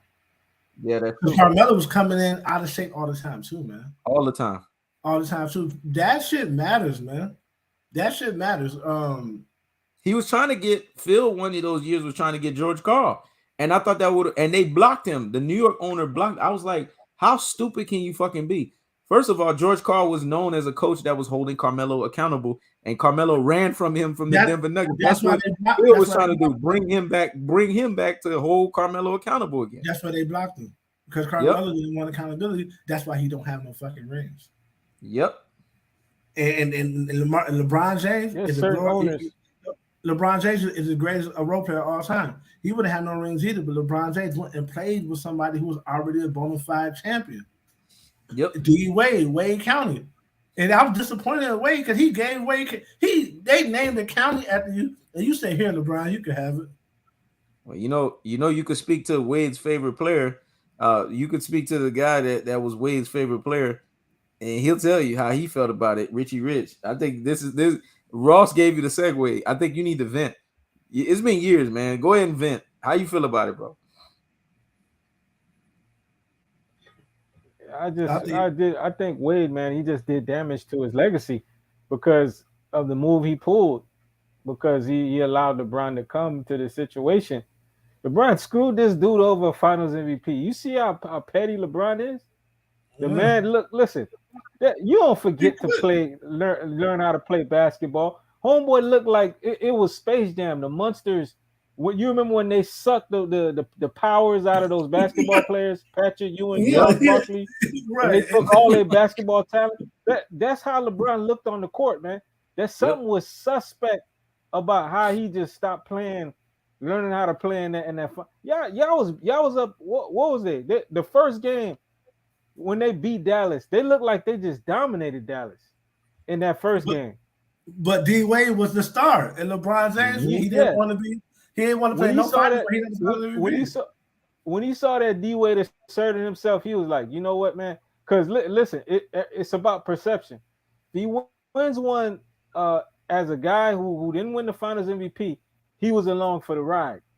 Mm-hmm. If he wins the Finals MVP, that move that he made was worth it.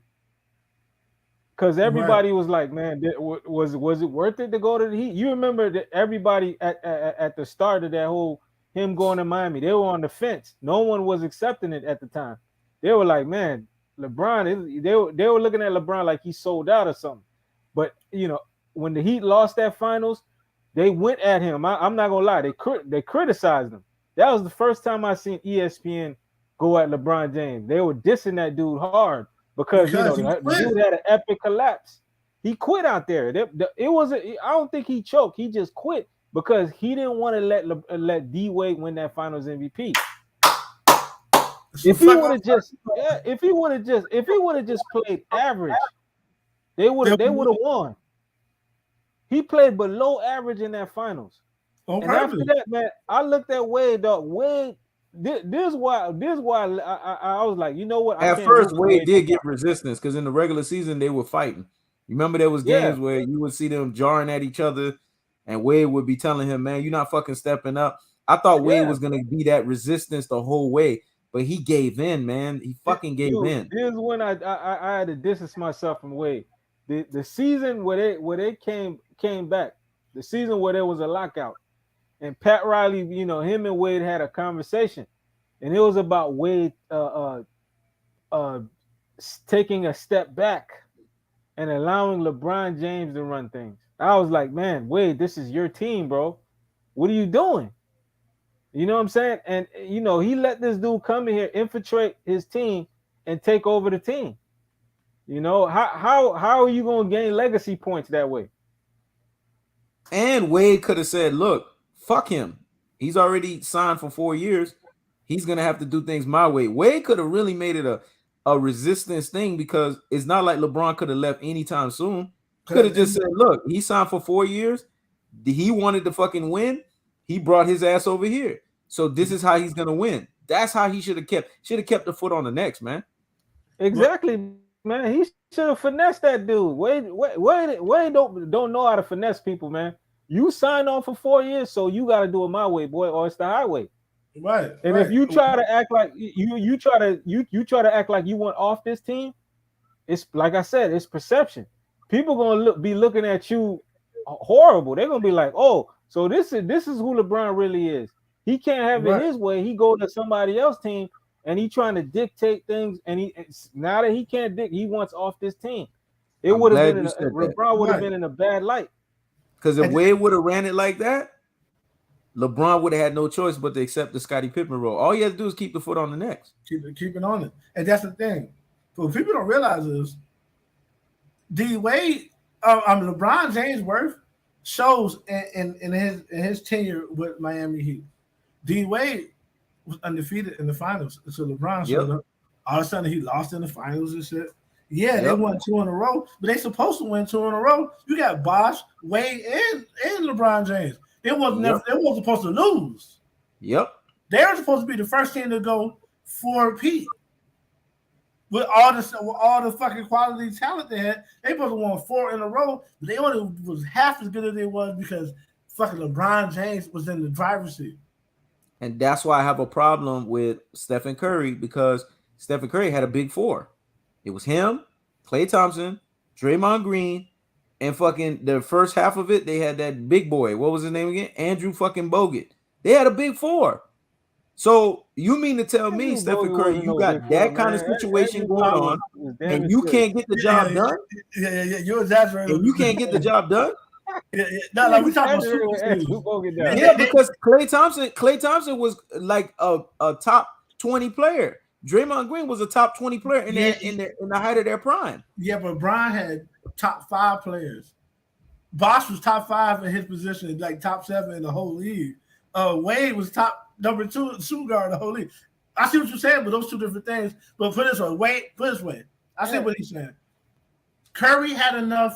He had enough firepower to get anything done. Kobe Bryant would have got it done with the people. Thank you. I was about to mention Kobe. Kobe didn't even have no damn. Could you imagine if you gave Kobe Thompson, Draymond Green, Andrew Bogut? Yeah, but that's not a big folk. That's just a good solid team. Because that's Draymond Green. If he dropped 15 points, that's a career night for him. You know Kobe played with way lesser than that. Yeah, but Kobe is low key a GOAT. He's different. Him and Jordan, they can do that.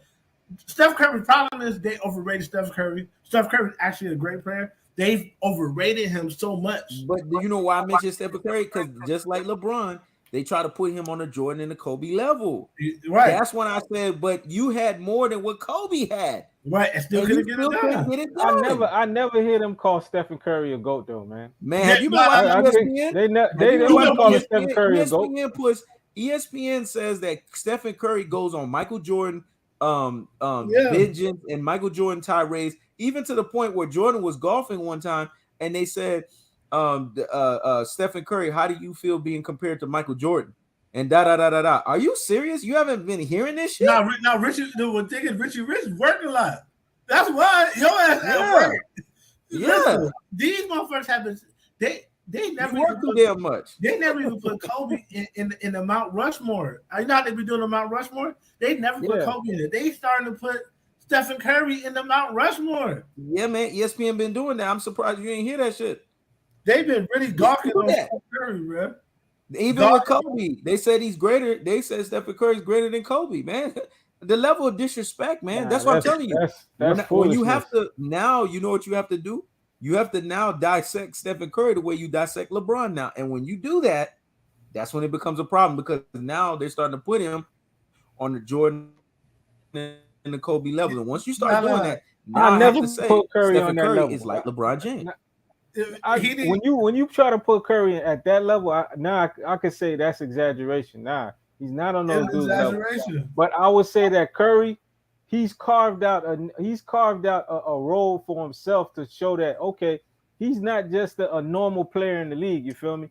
He's not. Thank you for the operative word. You heard what you just said. You said he carved out a role. and what is the title of this? Role player. Thank you for carving out the word. Everybody has a role though on a team. Right. Everybody has a role. But his role not the closer though. Exactly. You know what I mean? His role is the guy that pushes the pace, hit those big threes. But when the game's on the line, who was closing those finals against the Celtics though? Finally, Stephen Curry. Curry was closing. I'm gonna tell you he was closing. I'm gonna tell you he wasn't closing. He was closing. But guess what? KD the one who taught him how to close. Yeah, the guy that you don't like. like. The guy that you don't like. I'm gonna tell you who was closing. I don't got no issue with KD. The only issue I got I'm gonna with tell you KD. who was closing. I'm gonna tell you who was closing because I went back and looked at that damn finals. The guys that were closing in the finals was Andrew Wiggins defensively, Jordan Poole offensively, and Klay Thompson offensively. Don't like Curry, man. Stephen Curry did all of the great shit in the first 3 quarters. That's it. Oh, the first man, 3 quarters. Crazy. The first 3 quarters. First 3 quarters. He knows. You need to go back and watch those finals. Yeah, he was LeBron James all over again. You gotta. Even Tom Ross will admit Curry was closing in those finals, bro. While Curry is vastly overrated and has came up short in majority of the playoffs he's been in when it comes to closing, he finally did his job this last go around. Finally. He finally That's did it. his You job. got to at least give that boy his credit, man, for those finals. In what way did he do but he's not. But he's, huh? Man, not everybody's a two-way player. But he was able to do a if we judging basketball on a Jordan and a Kobe level, we got to judge it on offense and defense. You got to be two-way. Not everybody's Kobe or Jordan, man. This is why those two guys are special players. Those two guys are special players. What we did, Ross? I'm not trying to lower the bar now. Me, you, and Ross, Richie Rich are from a different generation. Our different generation is the generation. That's why those two are who they are. But that's why me, you, and Richie Rich are from the generation of standard. This new generation don't got no fucking standards. So if we're basing it on the Jordan and Kobe standard, that in order for you to be on the pantheon of greatness, you gotta be. Magic Johnson was two-way, Larry Bird was two-way, Isaiah was two-way. So why the fuck does Stephen Curry and LeBron don't get two-way? Larry Bird was two-way. Magic Johnson was streaky with his defense. Most point guards get cut. Most point guards, they cook each other. Very few point guards are lockdown defenders. Think about it. Point guards always get cut. It's the shooting guard or the small forward that be the niggas that be locking niggas down. Man. Magic Johnson, I could say this. Magic Johnson did way more defensively from a big man position. He was getting cooked. He did way more from a big man position for defensive rebounds and shit like that than Stephen Curry. Stephen Curry doesn't even do shit on the defensive end. He knows wanted Stephen Curry to check Jason Tatum. Come on, man, you tripping now. No, I didn't want him to check Jason Tatum. This is what I wanted. I didn't even want Stephen Curry to do all that. They played against the Boston Celtics, right? Okay. Bottom line is this. All I wanted is for Stephen Curry to at least do something defensively to where he's hustling on the defensive end. Give me steals. Show something in the stat to where you're showing that you're being defensively responsible. He ain't even doing none of that shit. Allen Iverson is not known to be a great defender, but you know what? Allen Iverson is defensively responsible as a point guard. He give you a lot of fucking steals. Yeah, let me ask you one thing point blank, because see if me and you agree on this, or because it ain't about us agreeing, because we all grown men. So are you saying that Stephen Curry didn't deserve the Finals MVP? He didn't fucking deserve it. It should have been Andrew Wiggins. It should have been Andrew Wiggins. That's your bias showing up. Yeah, it should have been Andrew Wiggins, because Andrew Wiggins did what Iguodala did. He locked down the best player. Curry get that Finals MVP, dog. You know, you spoke about Bill Russell earlier, right? You know what Bill Russell said? Bill Russell said you were right. In the documentary, Bill Russell said you're supposed to score points to win. But he also said another point. The problem with the reason why teams are not winning the way that we're winning is because, yes, they're scoring points, but they're not doing what needs to be done to score the points, which is stop the other team. So the reason why Bill Russell is considered the greatest winner is because Bill Russell understands the greatest mechanic in basketball is to shut a team down so that when you are scoring points, you're neutralizing them. Yeah. Stephen Curry is a one-sided player. He ain't shutting shit down. All he's doing is checking. So basically, you saying anybody who was not a lockdown defender didn't deserve the Finals MVP? I didn't say that. This is what I'm trying to say. I'm trying to figure it out. No. I'm gonna tell you what. I'm gonna tell you this much. This is what I'm saying. Because if you ask me, he deserved the final. If you giving me the standard, if you giving me the standard and you telling me what a Finals MVP is, just like if you asking me what an MVP is, man, my bar's so high for that shit, it ain't even funny. So if you asking me what my Finals MVP is, Finals MVP should be a player who is impacting the game on both sides of the court. I don't need you to be no lockdown defender, but you have to impact the game on both sides of the court. You know why? Because Michael Jordan and Kobe Bryant spoiled it for every fucking body. When you are not impacting the basketball court on both sides of the court, it doesn't have to show in stats where you're stealing or whatever, because we all know basketball. We all know intangibles.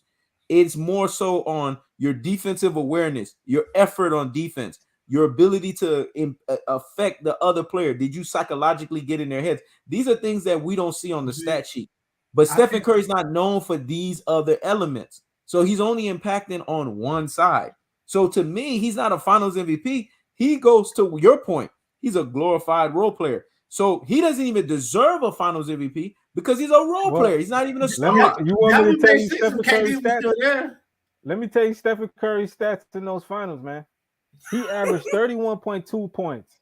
Okay. 6 rebounds a game. Okay. 5 assists a game. 2 steals a game. Okay. Stephen Curry showed up and showed out in those finals, man. That boy showed up and showed out. So Jerry West. Okay, I'm gonna say this.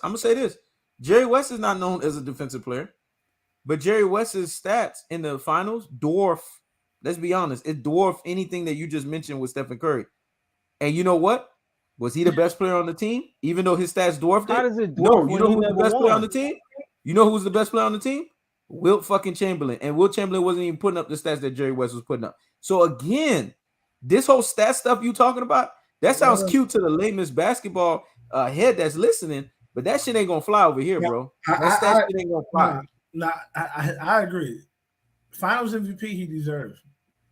Because it's not just about stats. You saw Curry was assertive. Just mentioned stats. That's what you mentioned. I'm gonna tell you the stats, but we saw something that Curry wasn't showing in the previous finals.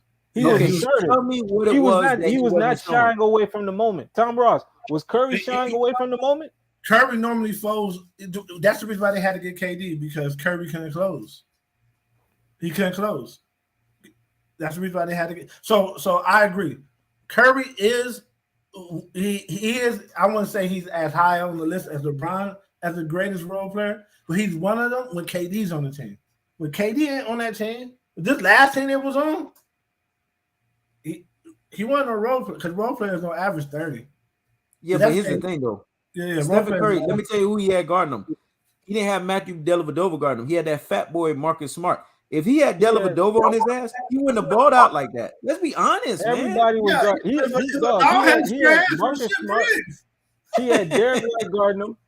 This is the same Derek White. He didn't have no Dellavedova, man. He didn't have Dellavedova. I wish he would have had Dellavedova on him. I wish he would have had Dellavedova. I wish. We had Derek White. This is the same Derek White that was keeping Jimmy Butler in check. Yeah, but this ain't Matthew Dellavedova. This ain't Dellavedova. He should have had Dellavedova on him. Dellavedova can't be everywhere, man. Let me tell you something. Dellavedova got Curry for the first 4 games. In those last few games, man, Curry started cooking them. No, he wasn't cooking up. You forgot what happened, Richie Rich. But by then, me and Ross it was over with. A lot before you jumped in. This is what happened. Steve Kerr got smart, and Steve Kerr started setting high screen picks. You know how picks work. When you set a pick on a dude, that leaves the other dude wide open. The reason why Stephen Curry was cooking is because he started getting wide open for the shot. It wasn't because no. If Dellavedova was still able to play that whole same defense, Curry would have been locked down the whole series. Let's be honest. When somebody set a screen on you, you got to now bounce back defensively to try to guard them. But as fast as Stephen Curry shoots, how is he going to be able to get to him? Come on, man. There's another reason why you can't call Curry a role player. Defenses guard this man different, man. The type of they've shown the breakdowns of what defenses they're throwing on Curry. Teams are literally, shifted. They're doing that box 1 defense on Curry where they got 3 guys. They don't even play defense in basketball today. Go watch the video breakdowns. I'm telling you. Now you're making me laugh. I watch these teams when they play basketball. Then what they do when they play defense. And Richie, you know this. Ross, you know this. When they bring up the ball, defenses want to now get up to you after you pass half court. That's not defense. Defense in the 80s, defense in the 90s, defense in the 2000s, they checking you from the time you check the ball in. That's how we played on the playground. We checking you from the time you check the ball in. If Stephen Curry has the opportunity to come all the way down and he already shoots from half court, that's a lot of wide open shots. That ain't no fucking defense. Everybody can't play defense like the. But that's how they was playing though. Even though those guys weren't even fired like that defensively, that's everybody how they played like that. But everybody didn't play defense like that. These guys choose when they want to play. Michael Jordan, Scotty, of the Detroit Pistons, everybody didn't play. Man, I remember sorry ass players. Derek Fisher couldn't guard shit, but Derek Fisher would try to check you from 94. John Stockton was a good defender, but John Stockton would try to check you from 94. This is what I like, the effort. Back in those days, those guys, even though they couldn't guard, it's the effort they used to put on the defense. Nowadays, you don't even see that kind of effort. Now you see guys get the chance to go past half court and shoot. But here's the thing: if Stephen Curry can already shoot threes from half court, if nobody's guarding him from all the way up until half court, he got a lot of wide open shots. So really, is that defense or he's just taking wide open shots? Come on, Richie Rich. I see the bullshit a mile away. Listen, imagine a guy picking him up. We're not talking about a regular season. Picking him up from 94. We're not talking about a regular season game. We talking about the playoffs. I'm just saying. I'm asking you a question. Those type of defensive imagine a guy like Gary Payton picking him up 94 feet from the time he gets the ball. Is he making those shots with that level of defense? That's a different level of defensive pressure being put on. I'm just saying. So this right here shows you how overrated Stephen Curry is because Stephen Curry gets to shoot a lot of open shots. Nobody's really putting defense on him. Okay, I'm gonna say this: Stephen Curry is overrated. As soon as they started saying he was better than Kobe, he's overrated. But because he's overrated, you're going too hard. You're going too hard to try to put him in his place. So now you just being super unfair. Cause I got the heavy hand of Curry like you do with Phil. My level of heavy hand with Curry is the same level of heavy hand. And here's the thing. Your heavy hand with Phil is justified. I don't disagree with it. Trust me, Ross. I see 1,000% the truth. But it's not the same. Why y'all don't see what I'm saying with Curry? You're being ridiculous. This shit is justified. You're being ridiculous. He gets open because he's running around like fucking Reggie Miller. No, this nigga get open. This nigga get open because he be getting screens, man. I see the screens. He got to run around the screen. Yeah, he got to run around the screen. That's part of basketball. You can't knock him because he's getting open that way. You can't say, I remember back in those days. You know what I used to like about? Even in early 2000 basketball when you had Vince Carter, Paul Pierce, Allen Iverson. Basketball is not just all ISO. No. Let me explain. Those guys. You know what I used to like about those perimeter players? They would run around the screen to still guard you. Guys have more effort, man.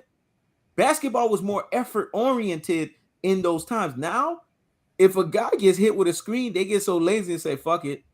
I got blown. I ain't even gonna try to run around the screen." Guys used to say, "You know what? You screen me, I'm gonna make you suffer." So you know what they do? They run over the fucking screen. That's how defensively responsible guys used to be back then. Now you don't see none of that shit in the NBA. If a guy get hit with a screen, I'm gonna be lazy because I'm keep getting hit with a screen. So they have a defeatist mentality. So of course, if you have that defeatist mentality and you got wide open Stephen Curry, it's gonna look like he fired because the niggas hitting wide open shots. I agree, but you can't knock him for because it's a lot of niggas that get those wide open shots in this. I agree with you. He is fucking overrated to the max. But I'm not gonna take away shit that he actually deserved to prove it.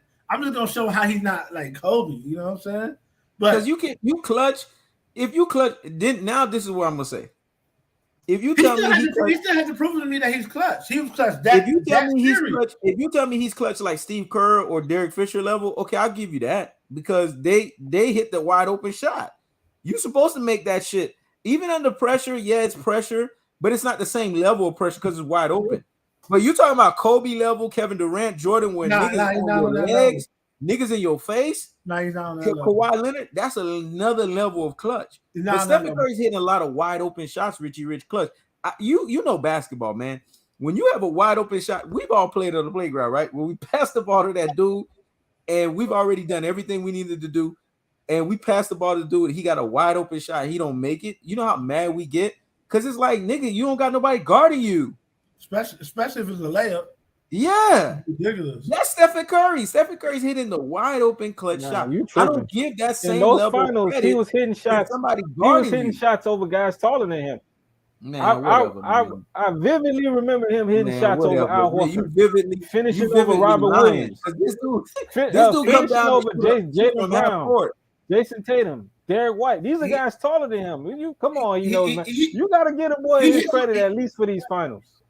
He hit some big He's shots. shooting To me, wide open half court shot. I've seen Kobe Bryant, Ruben Patterson. No, That right there was some of the greatest half court display I've ever seen. Ruben Patterson damn near want to take Kobe Bryant's shorts off, damn near playing defense on that level, and Kobe hitting those half court. Now that's an impressive half court shot because of the level of defense on you. But if you coming down half court and shooting it wide open, I can't respect that, man, because it's wide open. yeah, but he still got to hit the shot. My thing is this when it comes to Curry. Curry did good. This finals, he lived up to. He lived well. He can't live up to what they've been saying because they've been saying he's better than Kobe. But he's lived up to what they were saying before he ever saying he was better than Kobe. But for him to impress me, this is how it got to be going forward. He still ain't cussing me. This is one time. You know what I'm saying? yeah, I mean, it's one This time. is one time. Like. Now you have to be that guy now. You know what I'm saying? Going forward, let's see this because. But look what ended up happening though. Didn't he lose the next year to LeBron? After he won, supposedly, right? He nutted up again. He went up against LeBron in the playoffs, with playoffs that he was supposed to win. He's supposedly more clutch than LeBron, and he ends up losing. LeBron That's why I always wasn't a factor in that series, man. We know Yeah, who let's was be the guy honest. that Let's be was honest. chaotic. It was Now AD. let's be honest. Now you get disrespectful. We all know those AD. We know AD. That was the reason why the Lakers won. LeBron. Yeah. But he lost to LeBron, dog. They And lost LeBron to did some AD. things. AD was the menace out there, man.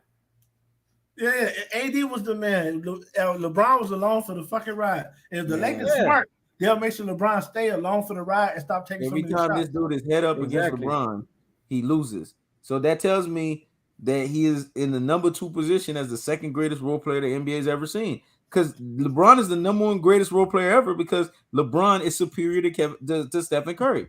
That's why. That's how I look at it. You want to know how I'm gonna give Stephen Curry credit? Stephen Curry turn around and get another finals, but this finals right here, it's on his back. Then I'm gonna say, okay, you know what? The He last get a one was little on his credit. back. Then I'm gonna be like, he get a little credit. He want Curry to drop 30 something plus points a game. Play all world level defense. Yeah, Get a 15 Yeah. rebounds a game. Yeah. Come on, you tripping, man. yeah, That's when you yeah. know, I'm spoiled, man. that's when I'm you know fucking you despise spoiled. somebody. At this point, you guys just admit You know, it's crazy, bro. I'm spoiled, man. You know, That's what Jordan and Kobe did. Hey, They dropped okay. 30 some points. Oh, They played world level defense, and on top of that, they had to manage egos on their team. I mean, come on, man. I'm spoiled. Yeah, but point guards never play world level defense. I'm gonna tell you one, and I think you could agree, and that's You why about you always, one. We're talking about a whole. no, but you've One- always had his back. That's Yeah, Zeke. Zeke one- has played world level defense, and he proved that against Magic Johnson. World But one fucking per- level defense and dropped massive points. But one person is no exception to the rule. But he set the bar though for the point guard position. He set the bar. But thing is, only idiots think that he's better than Isaiah Thomas. People yeah, really but understand Isaiah had dogs on his team. He had dudes that was going to protect his. Yeah, back. but guess what, Stephen Richie Curry Rich? don't got players Those like that on his dogs team. and everybody. You know why Isaiah's a genius? Everybody that talks about the Detroit Pistons say Isaiah is the mastermind behind the defensive strategy. He's the mastermind in instituting the game plan that nullified Michael Jordan. He's like he knew Michael Jordan's game like the back of his head. He was like, Michael Jordan don't like to go left, and he was right. Early on, Jordan didn't like to go left. He knew Jordan's game like the back of his head. This is what I'm trying to tell you. That's Isaiah already showed us what a point guard is at the highest levels. So what is Stephen Curry's excuse when people try to say he's better than Isaiah? And I respect these points, but still, even though I see what you're trying to do, and I can't let you do it. So you bring in Isaiah Thomas. You know, I'm bringing Isaiah Thomas. This is somebody he like. I agree with you. He's not better than Isaiah Thomas, but we still can't just not give him credit for nothing he does. Isaiah Thomas. He still got to get the credit he deserves. This is not over. They've been giving him over credit. Ross is a dude that when he knows something is truthful, he ain't gonna straddle. He's just gonna align with the truth. And you know when I brought that Zeke, that was the nullifier, dog. Come on, man. No, Zeke is I the wouldn't standard. put I wouldn't put Curry Zeke over had Isaiah high Thomas. class I defense. wouldn't do that. And Zeke was dropping 30-something points on Magic and Larry. I mean, come on, this is insane what this dude's doing. To me, Isaiah Thomas is the most complete because he's small. It was easier for Magic Johnson to do. Okay, he's bigger. He could just dunk. He's the most complete, but you can't say, well, Steph Curry is as complete as him, so he don't deserve the credit for what he's doing. Damn right. He deserved the credit for what he's doing. It's just not compared to what this guy did. I see what you and Richie Rich are doing. Y'all basically saying we're gonna dumb the standards to satisfy this modern NBA because the NBA sucks. It sucks. Let's be honest, it sucks. In this era, for what this is, he's who he is. Mm-hmm. Now we're not talking about. We're talking about him playing against the bad. He wouldn't make it. Listen, I'm not trying to compare Curry to past greats. You know what I'm saying? I'm talking about you have to. You know why you have to? You know why you guys have to? Because they disrespect these past greats and say Stephen Curry's greater than them. So once you start doing that, I've heard it. Greater than Isaiah Thomas. Once you start doing that, now you have to criticize Stephen Curry. You have no choice. Listen, Curry has to win another chip, and not just another chip, a Finals MVP. If he wins another chip with a Finals MVP attached to it, now he starts going into those conversations. One of the Let me just say something real quick. Hold your thought, Richard. Let me say something. I had to put even a friendly on timeout. When we're talking about a topic that has nothing to do with the topic that you want us to talk about, if you're not interested, then don't be part of the live. But don't come in and ruin the live because you want to hear a topic that you want to hear. We're giving a topic about basketball and great commentary about that. If that's not something you want to be involved with, then don't even just participate in the live. Don't even waste your time and give a comment. Friendly or foe. You do some bullshit like that, you get put on timeout, man. It's that simple. Go ahead, Richie Rich. Listen, Curry, where he's at right now, he's not one of the best point guards in the game to ever play the game. He has to win another chip with a Finals MVP attached to it to start being into those conversations, in my eyes, because he let Finals MVP slip out of his hand early on when they started winning their chips. Mm-hmm. If he would have won some Finals MVPs during those more Finals MVPs out of those 4 chips, and not just one, he would have already been in those conversations. But he finally got on the board with one. He needs another one.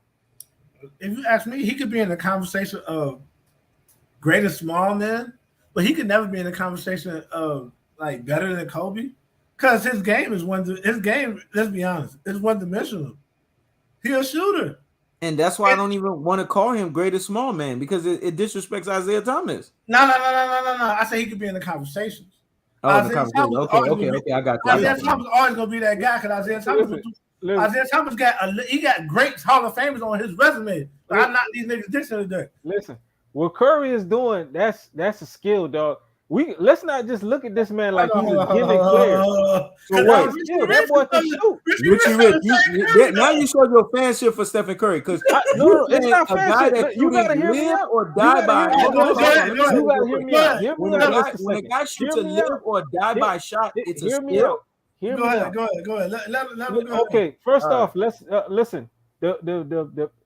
Listen. There's some players in the NBA. They haven't been able to do what Curry has done. Look at that field goal percentage. Even though he shoots a absurd amount of threes, that boy still shoots 41%, 42% for his career. Yeah. Who do you know who's doing that? Who takes 2,000 threes a year and still manages to shoot 42%? I guarantee you're not going to find many players in NBA history that have done that, bro. That's what I'm saying. What Curry is doing, he is not a gimmick player. He should be respected as more than a gimmick. I'm not going to put him over past greats, but he is not a gimmick player. He is not a gimmick player. That man is skillful at shooting. Our other brother said that you was a fan of Stephen Curry. Now I agree with him. I'm I've not been a trying fan to of figure out Curry. why he kept I'm not saying a that. fan of You just Curry. revealed it, Listen, man. I'm, You just revealed it, dog. I'm a student Because of he the been saying game. that about your ass. You revealed it. Listen, Tom Ross, Tom Ross. I ain't no fan of no Curry, bro. I'm just trying to tell you. It's That nothing Just sound wrong like like with this it. nigga. fanboy talk, Yo, dog. hold on. Let me come here and bring some type of harmony to the situation. Mhm. There's absolutely nothing wrong with being a fan of Curry. I like watching Curry play, but compared to Kobe Bryant, Curry is one dimensional, man. Let's be honest. He's a shooter. Curry's not doing no Of course fadeaways. he is. He not. He can finish a little bit around the basket. Curry ain't finishing the high traffic like I said. Kyrie. Curry, he does what he does. He does it very well. So I'm gonna say he's a gimmick. I'll say a gimmick player was more like Jay Will's a gimmick player. He just had that cross, but everything else was streaky. Curry's very consistent in what he does. So I wouldn't call him a gimmick player, but compared to, you gotta understand, we're going against ESPN here. We're going against a monolith. We're going against a conglomerate of a corporation who says that he's surpassed Kobe Bryant. Compared to Kobe Bryant, Steph Curry's a lot of things. He's a hell of a shooter. He can even pass the ball when he wants to, but he don't get too excited. But compared to Kobe Bryant, Steph Curry ain't shit. Compared to Kobe Bryant was like, outside of Jordan, Kobe Bryant is a model basketball player. All world defense, all world offense, clutch. You never had to worry about when Kobe Bryant just got out of high school. He failed in the clutch when he shot those air balls. He should have been in college when he shot those air balls, right? But he was in the league. He shouldn't even been taking those shots. Who the fuck come out of high school and shoot a game-winning shot in the playoffs the next year? They was dirty for that. They set him up to fail. You know what I'm saying? But outside of that, Kobe's been clutch his whole career. This dude barely showed he was clutch last year. You know what I'm saying? So while I'm gonna give him his credit, I can't sit here and say, compared to Kobe, that he deserves to be in that conversation. He would never deserve to be in that conversation, no matter what he accomplished, because just skill for skill is not the same. Exactly. It's not the same. Let me say this. ESPN is on one, man. They got a bunch of loonies on that company. This is why I don't like this whole crap about Stephen Curry and him shooting and all this. He's not even the best at that damn shooting crap. I'm gonna explain why. I'm gonna explain why. Come on, y'all gotta let me explain. Let me explain. Because Ross gonna agree with this. There's a thing called true shooting percentage. You see, I already knew that. I was gonna calm Ross down because Ross knows this better than anybody. There's a thing called true shooting percentage. Let me explain this to you. Stephen Curry's true shooting percentage at the 3-point is 62.7%. Now that's fucking impressive. But here's the thing. Kevin Durant is the opposite. Kevin Durant's true shooting 3-point percentage is 67.2. But the media make you believe Stephen Curry is the greatest shooter ever. He knows. But does Kevin Durant take as many threes as Curry? Shooting percentage guy in the game today. Even Tom Ross will tell you. He knows. Kevin Durant don't take as many threes as Curry, man. You're a sneaky motherfucker because you know those numbers don't compare unless they take the same amount of shots. Exactly. No, but here's the thing though. You right, Ross. But here's the thing though. Overall, I'm gonna say this. I agree with he knows. When is Kevin Durant not taking a whole bunch of litany of shots though? Hold on. I'm gonna agree with you on this. Overall, from all points of the field. Of the field, because you know they call them field goals because it's according to the field. For all points of the court, and overall, Kevin Durant is a better shooter because he got mid range and he got threes.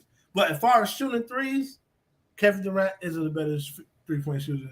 But I just gave you true shooting percentage from the 3-point. He don't take as many. Kevin Durant is 67.2. Yeah, if they both took the same amount of shots, that would matter, but they don't. So that means to me, it's just like you know, in true shooting percentage, I'm not giving the ball. I agree with you. True shooting, we've had this argument before, right? In true shooting is better. I'm not giving the ball to Larry Bird over Jordan or Kobe. I'm not doing that. And people are like, "What? That sounds insane." But from a true shooting percentage, I'm not doing that. From a true shooting percentage, I'm not giving the ball to Stephen Curry over Kevin Durant. I'm not doing that. We're saying the same thing. True shooting percentage is not just 3-pointers. It's 3-pointers. It's points in the lane. It's free throw percentage. It's mid range. It's everything. Every time you shoot the ball, 3-point shooting. KD is better than Steph Curry 3-point shooting, man. You know what? I'm gonna say this, and it's gonna sound sacrilegious.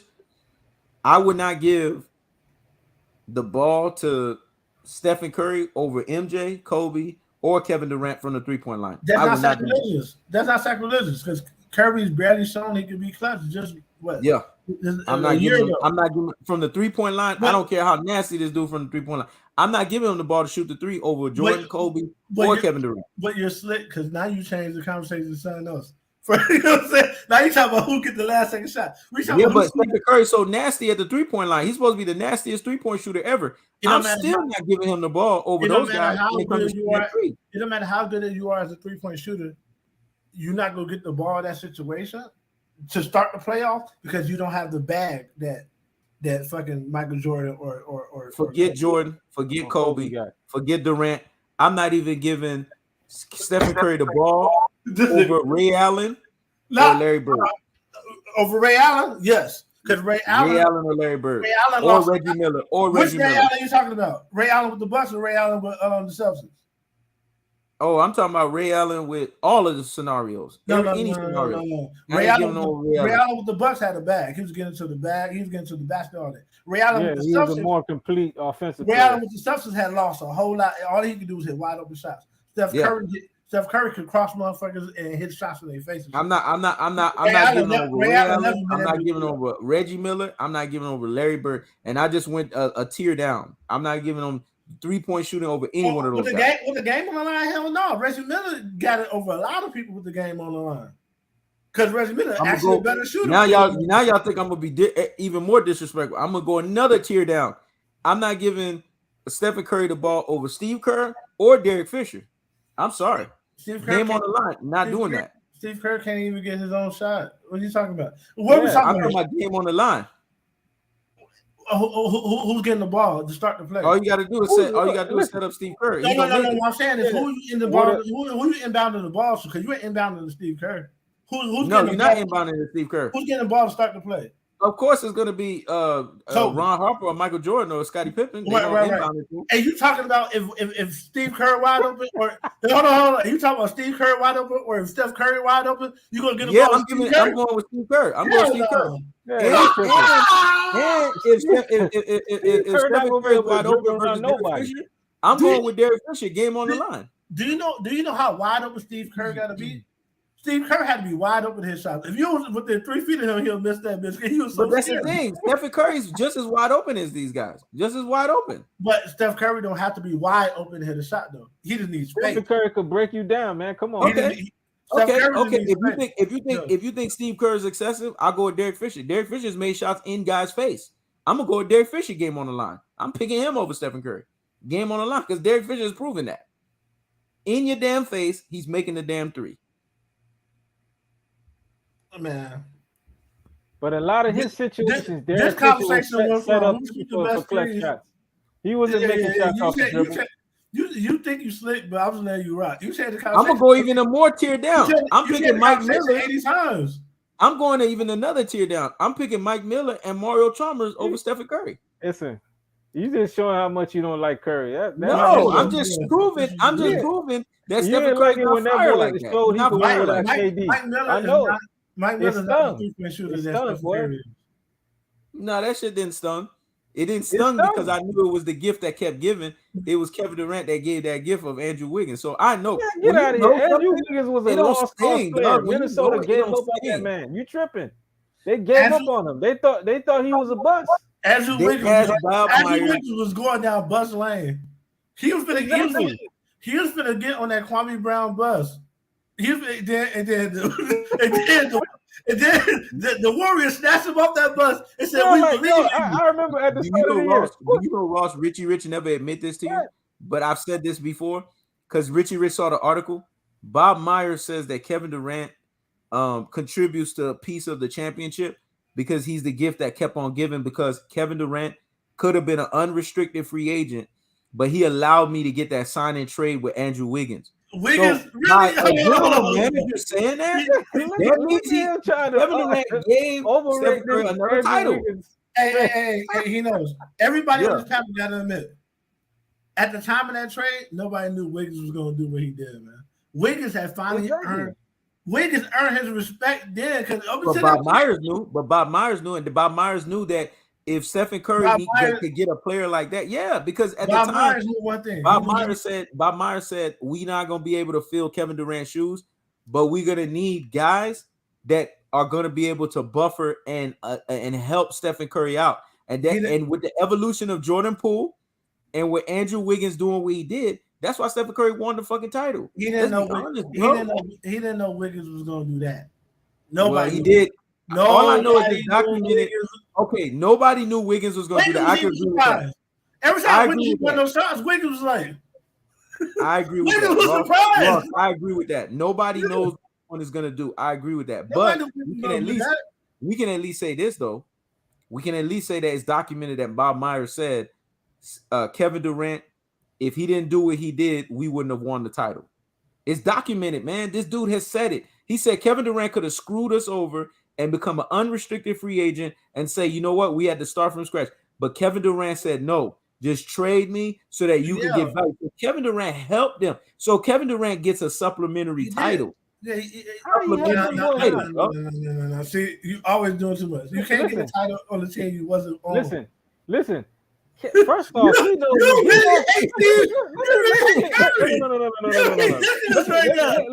Let me correct this. He knows it's slick for real. First off, Kevin Durant, when they did that signing trade, they got D'Angelo Russell, who didn't even fit with that team. Right. Andrew Wiggins wasn't on that team. They traded D'Angelo Russell to go acquire Andrew Wiggins. What are you talking about? You telling us all the nuances that happened, that got to Andrew Wiggins. But this is what Bob Myers said. I got to go off of what Bob Myers said. Bob Myers said Kevin Durant set us up to be successful so that I can acquire Andrew Wiggins. So by default, the reason why he said this is what he said. The reason why I always keep the door open for Kevin Durant to come back to the Golden State Warriors is because he didn't screw us over. He gave us the opportunity to win. So what Bob Myers was saying is the GM, here is your third NBA title, Kevin Durant, supplementary. You helped us win. I'm gonna explain. He helped Stephen Curry, man. I'm sorry. I'm gonna trying to get Kevin Durant for being there when he was not there. I'm gonna explain everything he knows. He's tripping. He knows. I'm gonna explain everything he knows. He said. Bob Myers said all that shit about KD because Bob Myers didn't want KD to leave. And he wanted KD to come back. So he kissed his ass on the way out. KD had absolutely nothing to do with that championship whatsoever. He was not there, man. Exactly. You gotta be there, man. He wasn't there. I feel like it's the gift that keeps on giving, man. He gave it was a gift. It was a gift from afar. It was vicariously. He won vicariously through because Kevin Durant could have been like, you know what, fuck y'all, man. Y'all got me this Achilles heel. I'm gonna go unrestricted free agent, and you're not gonna get this gift. And they get the gift, and then they win. Like, come on, man, they get a gift. They get a gift from the guy leaving and creating. He created $30 extra million that really he didn't have to create. So that speaks to his character as a person. But you know, Kevin Durant's always been like that. He's always been high character. He's the reason why, and that's why I can't stand that dude. What's his name? Kendrick Perkins. He's the reason why Kendrick Perkins had 5 more years in the NBA because Kevin Durant, for 5 more years, allowed him to play on the Oklahoma City Thunder. Do you know they was getting ready to D-League Kendrick Perkins? But again, that's Kevin Durant being the gift that keeps on giving. The reason why Russell Westbrook is able to get multiple contracts. Yes, Russell Westbrook can ball. But let's be honest, if Kevin Durant really put his foot down, there's no way that Russell Westbrook gets the tenures that he gets with the Oklahoma City Thunder or even last as long as he did. Let's be honest. Nah. He don't get no credit for a championship that he had no part in. Exactly. I love KD. I got respect for KD, but KD ain't had nothing to do with that, man. Just be honest. You don't like Stephen Curry in any way possible. You're going to try to take any credit for that nigga. To the point you giving credit to a nigga who wasn't even on the team. Just admit that this is personal, and I'll let it go. No, it's not personal. Exposing It's himself, not personal. You know what it is? I'll You know start what it is, agreeing bro? with you. If you say it's personal, if you admit that, I'll start agreeing with you. No, it's not personal. You know what it is? You know what it is? I'm gonna tell you what it is. No, I'm gonna tell you what it is. This is what it is. Stephen Curry doesn't deserve what Stephen Curry earned as the Finals MVP. That's what that is. Because the Finals MVP should have went to the guy that guarded the best player. Jason Tatum had an MVP year that year. Jason Tatum was balling out of control. Then he goes up against Andrew Wiggins and he becomes a non-factor in the first time of the NBA playoffs. Andrew Wiggins should get the Finals MVP for that. But they All never right. do that though. Listen, They never. I'm gonna come at He Knows. I'm gonna come at He Knows. Go ahead. All right.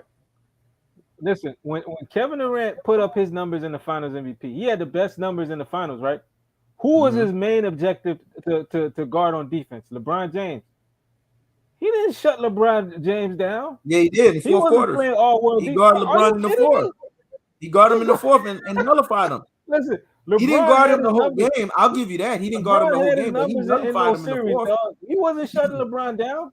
Every time he got LeBron he wasn't in the locking fourth quarter. LeBron down. LeBron got his numbers. Even Skip Bayless, Richie Rich, come on, man. Even Skip Bayless said, man, damn, Kevin Durant's defense has thoroughly improved because, yes, he's not guarding LeBron James all game, but in the fourth quarter, he got LeBron shooting 0 for 8, 0 for 7. Hold on. He fourth-quartered LeBron. He fourth-quartered LeBron. Only a couple of those games were close games. Most of those games, Golden State Warriors ran away with those games. They weren't even close. Only a couple of those games in those series were close. But let's be honest. Anybody can make LeBron James go 0 for 8 in the fourth quarter. All you got to do is make him shoot jump shots. He's not like that, man. Yeah. LeBron James not hard to guard in the fourth quarter. Just make sure he can't pass the ball to nobody, stay home with the shooters, and give him room to shoot the ball.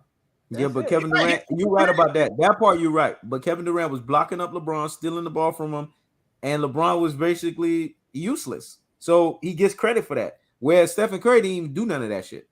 He didn't do none of that. Can't guard LeBron because LeBron damn near 7 feet tall, man. Listen. Oh, not LeBron. Stephen Curry. I'm talking about Kyrie Irving. These types of. I wanted to see at least one game. None of these point guards could guard each other in the NBA. People never got the Finals MVP because they guarded the other team's best player. That shit ain't start happening to LeBron James because they wanted to make Hold on. They wanted to make everything about LeBron James. That's the reason why they gave Kawhi Leonard that Finals MVP. That's the reason why they gave Iguodala the Finals MVP. It was more about LeBron James than it was about them. Because let's be honest, that don't happen.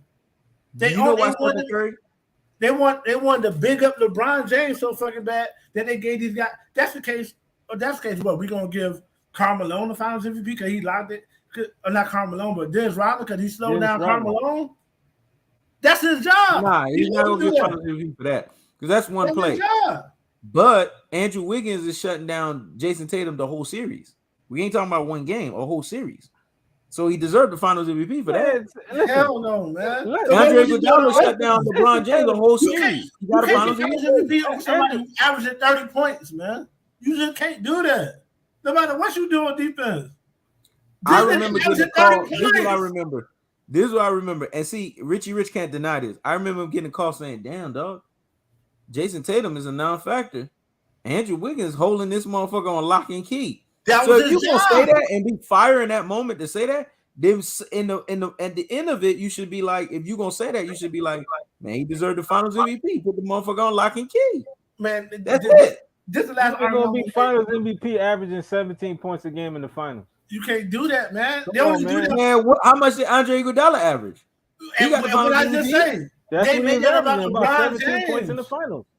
If that's the case, if we saying that, we saying Scottie Pippen should have got Finals MVP over Jordan when he played against the Lakers. Oh, I get it. Now I understand why. See, y'all made me understand the rationale. Now listen.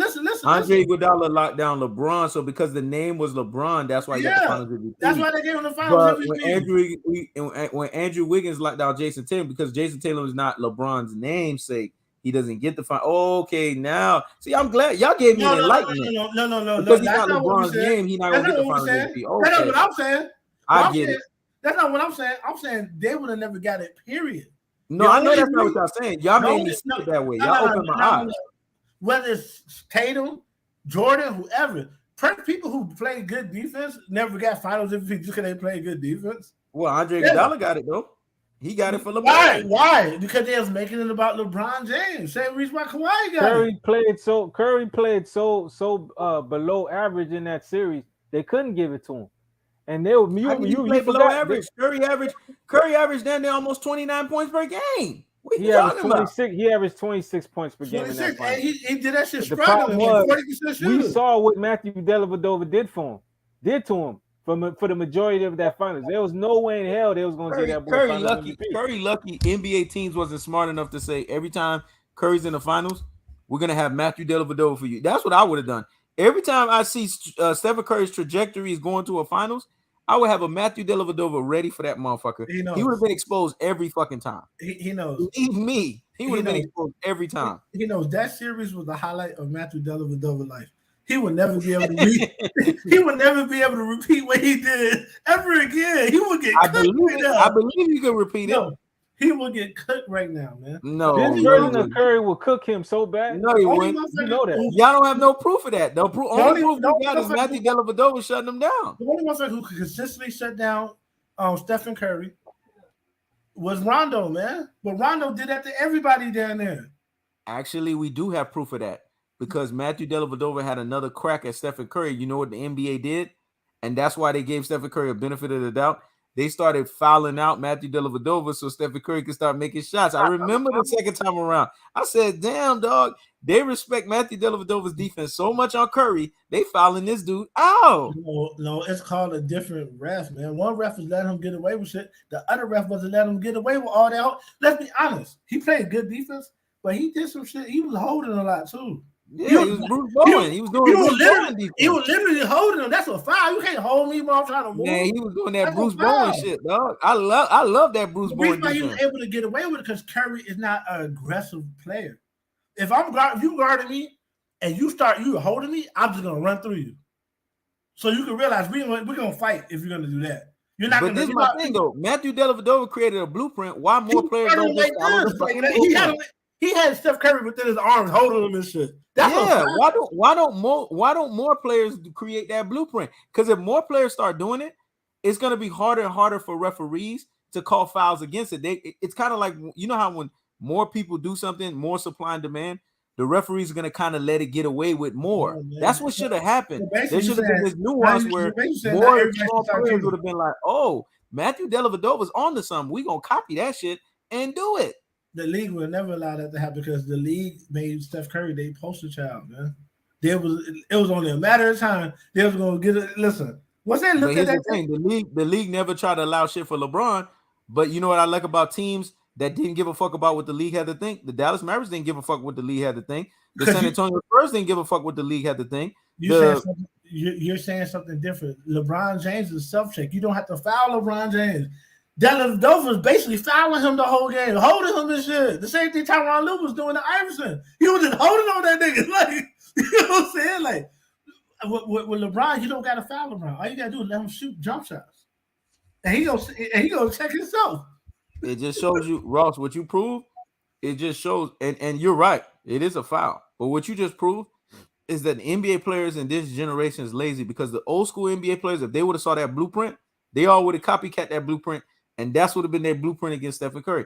And now you would have seen a recurring thing where Stephen Curry is getting supposedly held, but he's not. He's really just getting in check because guys are like, oh, this shit worked against him. So we're going to have to do this shit on. Marcus Smart was a big dude. All he had to do, same shit. Matthew Dellavedova, right in between the screens, hold that motherfucker. So what if he get the fouls? At least Stephen Curry ain't hitting shots on you. But these niggas they were trying to play. They were playing the same defense they played on Durant on Curry. It didn't work. You saw what they did to Durant and Kyrie. They swept them boys 4-0. Don't give me that. Yeah, but defending Kevin Durant. Defending Kevin Durant. No, he got me with that one. I'm not even gonna try to counter. Defending Kevin Durant is not the same. Defending Kevin Durant is not the same like defending Curry. They're two different types of players. The reason why Kevin Durant was getting shut down is because they threw 4 people at him at the same time. It's hard to score when you're getting 4 or 5 people coming at you. I'm sorry. You gotta give the ball. But Stephen Curry, on the other hand, Just do that. Ross said it right. Do that little hold in between. I'm surprised players wasn't doing that. Like, that's dumb and lazy on this generation of basketball players to know that somebody created a blueprint to stop Stephen Curry and you don't follow the fucking blueprint. That's lazy, man. That's a temporary blueprint, though. That was just the rest. Put it this way: when people don't understand this, the NBA has done so much to protect LeBron James' legacy, it don't make sense. So even though they prop up Stephen Curry and shit, when it comes to LeBron, they'll let Stephen Curry win the championship. They won't let him win no Finals MVP. Damn right. They won't let him win no Finals, and it's not because LeBron's so great. They all of a sudden they gonna get super critique. They gonna critique so much that all of a sudden Steph Curry didn't do enough, but Iguodala did. Iguodala didn't deserve no Finals MVP. I stand on that. Even though Stephen Curry played bad, he didn't deserve no Finals MVP over Steph over a course of a whole series. No, he was averaging like 15 points. You know what I mean? And you slowed down LeBron. LeBron still was having his way a little bit. You slowed him down. You ain't shut him down. Now Kawhi Leonard. I thought that was did lock up LeBron, man. I thought that was the fairest. I thought that was the fairest Finals MVP I've seen in my life. Hell no, that wasn't no fair. That shit was so fair. That Finals MVP was so fair. And you know what? They should have done it again. They should have done it again. Always go to the main guy. It always goes to the main guy. That'll be like these motherfuckers giving Paul Gasol a Finals MVP because Kobe had a bad Game 7. And that's why Stephen Curry doesn't. That's why Stephen Curry don't ever deserve no damn Finals MVP. Man. Because Stephen Curry was never no damn main guy. Stephen Curry's always been a glorified role player, man. Let's be honest. He's more of a main guy than Iguodala. You can't give me that.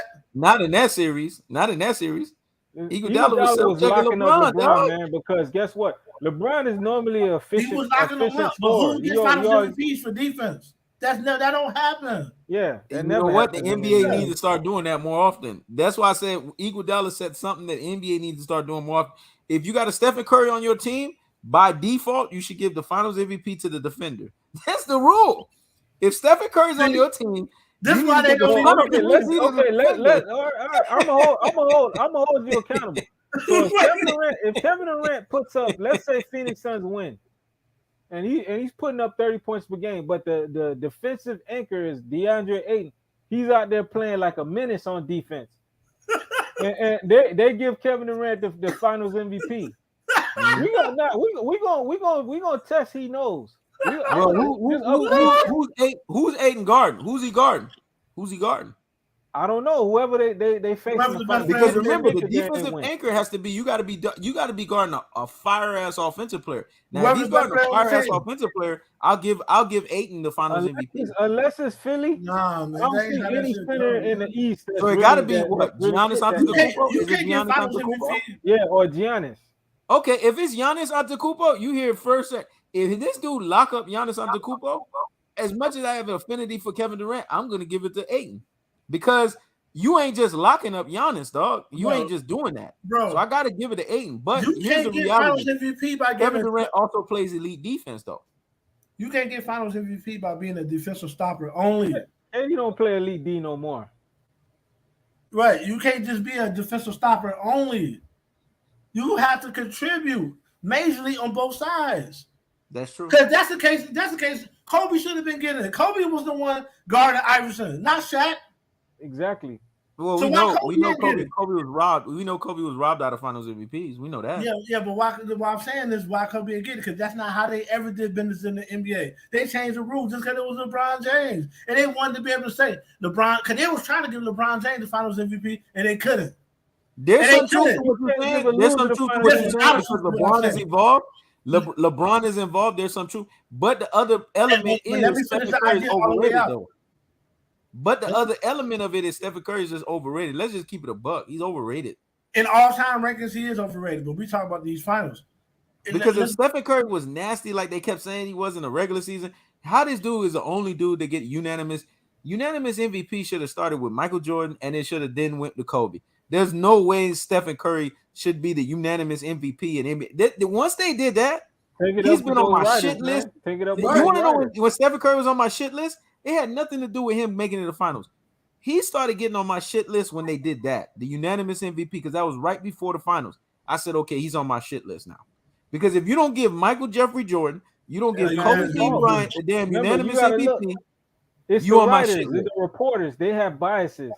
Didn't matter. I don't It's give a them. damn who Those it are the was people that who No, had give no, that no. out the bias. award. He explains to you why they do that. It's not based on nothing real. This motherfucker looks like one of the writers. He's built like them.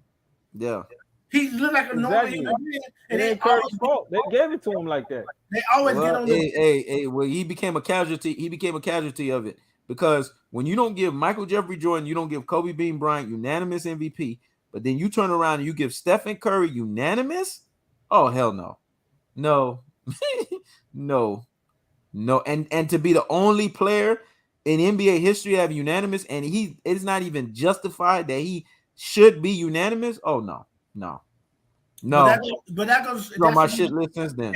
And that's the reason why I don't hold accolades in such high regard when I'm discussing the actual who's great and who's not. I go off what I feel, what I saw, because accolades are very biased, man. What is the league trying to push at the time? If the league trying to push defense, then they're gonna be on that. If they trying to push jump shots, they're trying to push jump shots. So they made this nigga because that's what they wanted the league to go to. So they made him an MVP because they wanted people to play like that. When they was trying to get away from very, very strong defensive presence, they started denigrating. Mind you, everybody was playing like Detroit. All of a sudden, the way Detroit was playing was ostracized, and now you got to play like this. The league does things, and they put people in positions based on what their narrative is. So And what they don't fucking deserve. I take MVPs with a grain of salt. I take a lot of shit with a grain of salt. If what you do match the MVP, then I stamp your MVP. I agree with that. And I can't stand the fact, and I don't like the fact that they sat there and they try to make it seem like Stephen Curry has everything that he does, and this is why he gets that LeBron air. Everything he does is so fire. When we've already seen people in those genres have already done it, and it was so fire. They just amplify it. Like 3-point shooting, we've already seen guys that were nearly perfect 3-point shooters. Larry Bird, Ray Allen, Reggie Miller. But then they look at Stephen Curry and be like, oh, well, he took the game to the next level. How you take the game to the next level shooting half-court shots? That's the worst shot to shoot. It's a bad shot, but he makes one. Steph Curry is more exciting than he is efficient. And this is the thing. This is why I don't like. He is exciting. I'm not going to lie. He's exciting. But he plays the game wrong. Yeah, let me bring this home. They give Stephen Curry all the love that they was hating on Kobe for. Kobe, they'll say, if Kobe was taking those shots, they'll say there was bad shots. Yeah. Steph Curry take them shots, he's changing the game. This and the third. But I'm not going to take that on Steph Curry. He can't help what the writers are doing. I see what the writers are doing. The writers are trying to denigrate Kobe. This is all about Kobe. Because you can't prop up LeBron unless you denigrate Kobe. Because you have to say Kobe's style of play was wrong. So you got to prop up LeBron. You got to then take somebody else and make him look like he's more exciting than Kobe. Kobe was the most exciting player that ever played this game. Him and Michael Jordan. But Michael Jordan lost some of his excitement when he started losing his legs. Kobe stayed excited. His mid-range jump shots was exciting. So he was dropping two niggas off in their face. They got to denigrate Kobe to prop up LeBron. And they use fucking Steph Curry to denigrate Kobe even more. That's what it's all about. It's all politics. Steph Curry, he's a hell of a player, but he's nowhere near as good as he is because the media is making him to be that way. And it's great that you made that point because you had Kobe that did all of those shots that you were talking about that Stephen Curry did. Then there was a time where Kevin Durant was doing all those shots that Stephen Curry was doing, and he was getting criticized because he would come. I remember Stephen A. Kevin will pull up from 40. Kevin will pull up from 30. And then you have Skip Bayless and all these people. But that's a bad shot. They always criticize these guys. But then when Stephen Curry's pulling up from 40, pulling up from 30, oh, it's the greatest shot he ever took. So all of a sudden, we all of our basketball knowledge gets thrown to the wayside because Stephen Curry's the one shooting the shot. Come on, man. That's bullshit. If they like you, you can do no wrong. If they don't like you, you can't do nothing right. That's the reason why I don't take nothing immediate. The MVPs, I don't give a fuck. If I thought you was an MVP, they use MVP in my eyes. You can't question none of Jordan's MVPs because Jordan was the best player. Yep. If you're not the best player, you're not the MVP to me. Facts. The reason why I question a lot of MVPs during Kobe Bryant's era, because a lot of those MVPs, those guys weren't the best player. Facts. Nowhere near the best player. And then they double back and they show you that they fuck Kobe because then they give Westbrook the MVP on a losing team. Yep. Yeah. Who gets MVPs on a team that's trash? Listen, James Harden. James most Harden? of these MVPs in the last 15, 20 years have been compromised, man. Because these writers, these reporters have biases. I don't respect none of these MVPs if the work don't match up. I don't respect these MVPs if the work don't match up. Okay, they giving Jokic all these MVPs. Okay, wasn't what's the name putting up the same type of numbers and playing defense at the same time, and he barely got the MVP. Embiid. Yep. If we going just off numbers, that means that means Giannis should get the MVP every year. He has the best numbers. Yep. Giannis always has the best numbers. MVPs that LeBron got on the Miami Heat. You saw what they did to Stephen Curry and Durant. When them two dudes wasn't MVP eligible because they formed a super team. Right. When it's LeBron that does it, he can still get a chance of getting MVP. Anybody else formed super team? And they should have gotten. No, they can't get MVPs. And they should have gave Kobe the 3 MVPs that are guaranteed for Kobe: 2008, 9, and 10. All 3 of those years, all 3 years that he led the teams to the NBA Finals, guaranteed. But I think Kobe deserves MVP before then. And I think Kobe deserves the MVP. If you're going to give Russell Westbrook a MVP where the team is not fire like that, then Kobe gets the MVP for the 05-06 season because he was in straight video game mode. That's his 4th one. And then Kobe gets one of those MVPs that Steve Nash won, where they said Steve Nash won back-to-back. Shaq gets one of those, and Kobe gets one of those. That's how I've always felt. And that's the thing. When they like you, you can do no wrong. When they don't like you, you can do nothing right. Because they try to say that Shaq and Kobe cancel each other out. Yep. That's what they try to say. Yep. But LeBron, D. Wade, and Boston canceled out. How does LeBron get an MVP with playing with Wade and LeBron? When you had to leave you had to leave your team where you won an MVP from the West. 66 wins that year.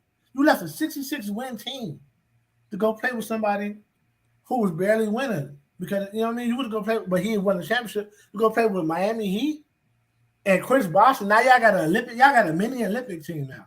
So are you really the most valuable player? Are you playing really the most valuable player, or are you on the best team that allows you just to play the game you play? You don't have to adapt and get the rewards. That's the thing. Even Stephen Curry. How do you win MVP when you got Klay Thompson, Draymond Green on your fucking squad? Like, are you really the most valuable player when you got Klay Thompson and Draymond Green? No. That's different. With Splash Brothers, different. Those guys and Draymond Green being a borderline Dennis Rodman, that system. That's this different. Is not Curry handpicking his teammates. That's different. That's different. He don't like Stephen Curry. Yeah, he just don't like Stephen Curry. He got drafted to those guys, and those guys aren't. Draymond Green is not an Olympic style player. He could get carried on Olympic team, but he's not Olympic quality. And what's the name is not equivalent to fucking D Wade. I don't care how many 3-point shots he made. He'll never be D Wade. It's not that I don't like Steph Curry. Stephen Curry is like you know who he is to me, bro. This is personal. He's like a Mikey Garcia equivalent. Like he's really just overrated, man.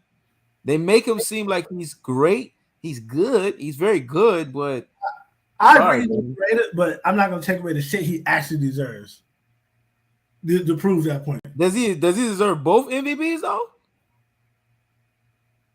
Yeah, he does. Yeah. I wouldn't say unanimous. He deserved the unanimous title. He didn't deserve both those 2 MVPs. Yeah, I give him one. I give him one, and Kevin Durant should have got the other, man. Kevin Durant was robbed. He should have got one of those. He didn't win his MVPs when KD was What are you on talking about? Yeah, That KD year, wasn't one of there. those Both years, MVPs one when of those Kevin years Durant that was they not a gave, member one of of those the years they gave Stephen Curry the MVP. No, they Kevin, didn't. KD They wasn't there. never gave Kevin Stephen Durant Curry led. the MVP Kevin with Durant him not and only Kevin was the Durant. leading scorer, he was a 50, 40, 90 guy that year, man. Hey, he They knows. Go screwed do. him. He knows. Go back and do your 50% from research. the field, 40% from Stephen the field Curry, when goal, Stephen Okay, Curry and 90% Kevin from the Durant, free throw, dog. He when got Stephen, robbed, man. Hold he knows. on. He What knows. was his record that year, though? Correct this man. That was the year that he went to the finals against the Golden State Warriors, and then the Golden State Warriors came back and won. Kevin Durant led that He Oklahoma lost. team, dog, but it don't matter. The MVP is decided in the regular season, right? It's supposed to be, but they don't even be making that decision until like damn near the Western Conference Finals. They It's robbed supposed Kevin to be. Durant. Dog. That They shit robbed him. matters. They robbed What do you him mean that they year. They robbed him? robbed him, man. Stephen Curry I don't think it's a- outdueled him in those games. I don't think it's a robbery. I think it could have went both ways, and he didn't get it. It wasn't a robbery. But I'll tell you this: if he should have never won he should have never got a unanimous MVP. How the fuck get a unanimous MVP? Jordan don't even get have a unanimous MVP. That don't even make no sense. He should have never got that. But I'll tell you why he got that. The NBA was one to make that. You know the basketball everybody playing now. Everybody shooting threes like the young niggas when we go to the court. Yeah, everybody shooting threes now. Because Stephen Curry ruined That's what I'm trying to tell y'all. He ruined fucking basketball. He's another LeBron. These niggas ruined basketball. But why is everybody shooting threes now? But let's be honest. That's AAU shit. And I'm gonna tell you why. In our generation, that shit ain't just started. When we went to the court, it was niggas that was like that. They did not have no mid-range game. They either shot threes or they shot layups.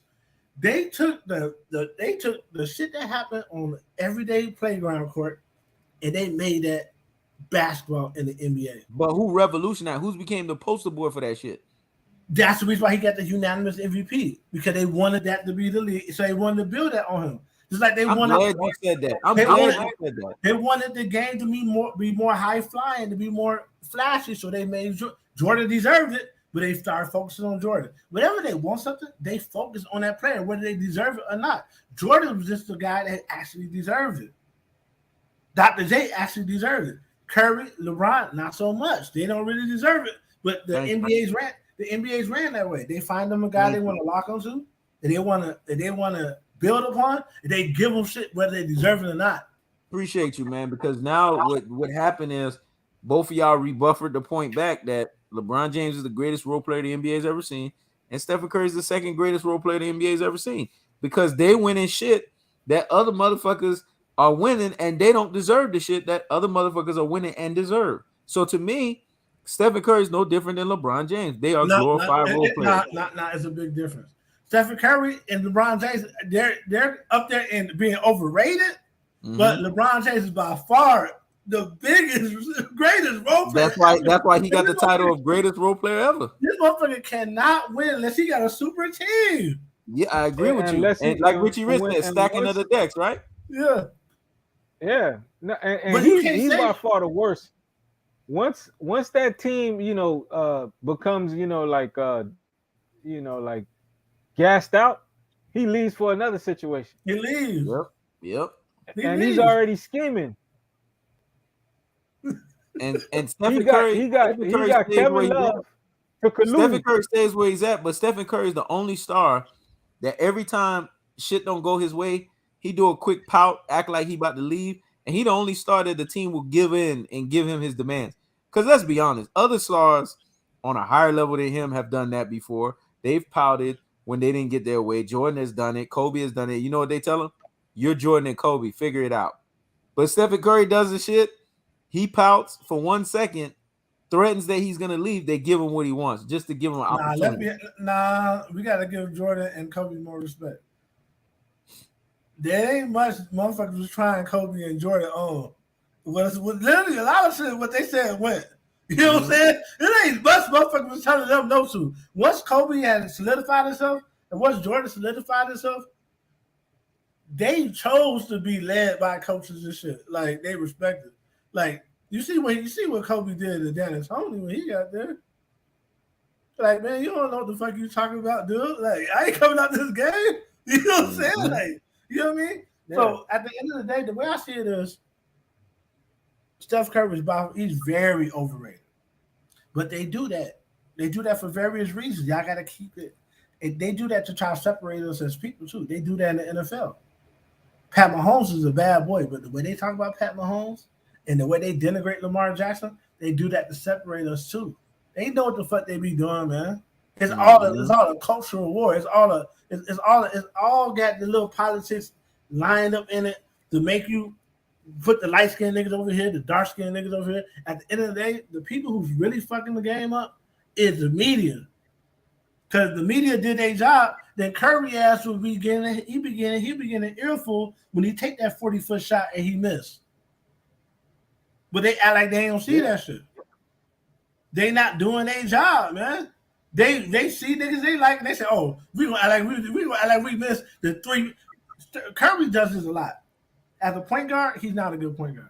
He'll come down and have 3 turnovers in a fucking row.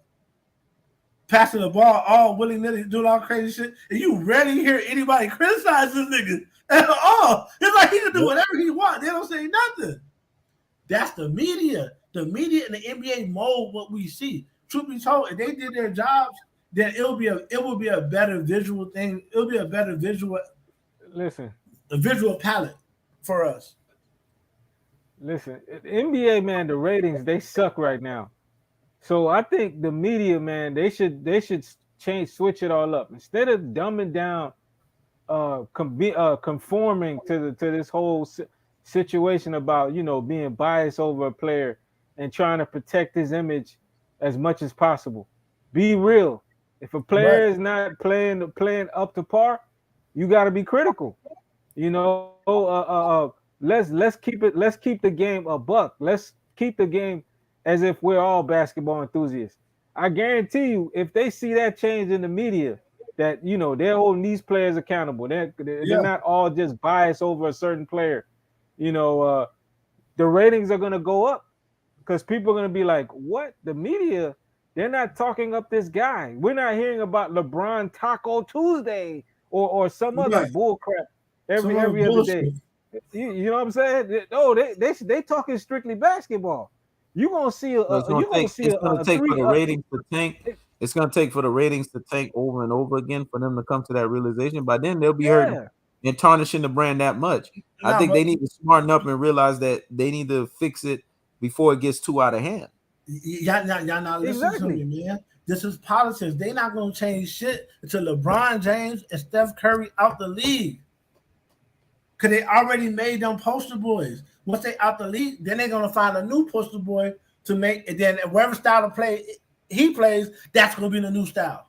Yeah, I agree with that. And Zion Williamson get himself in shape, he might be the guy.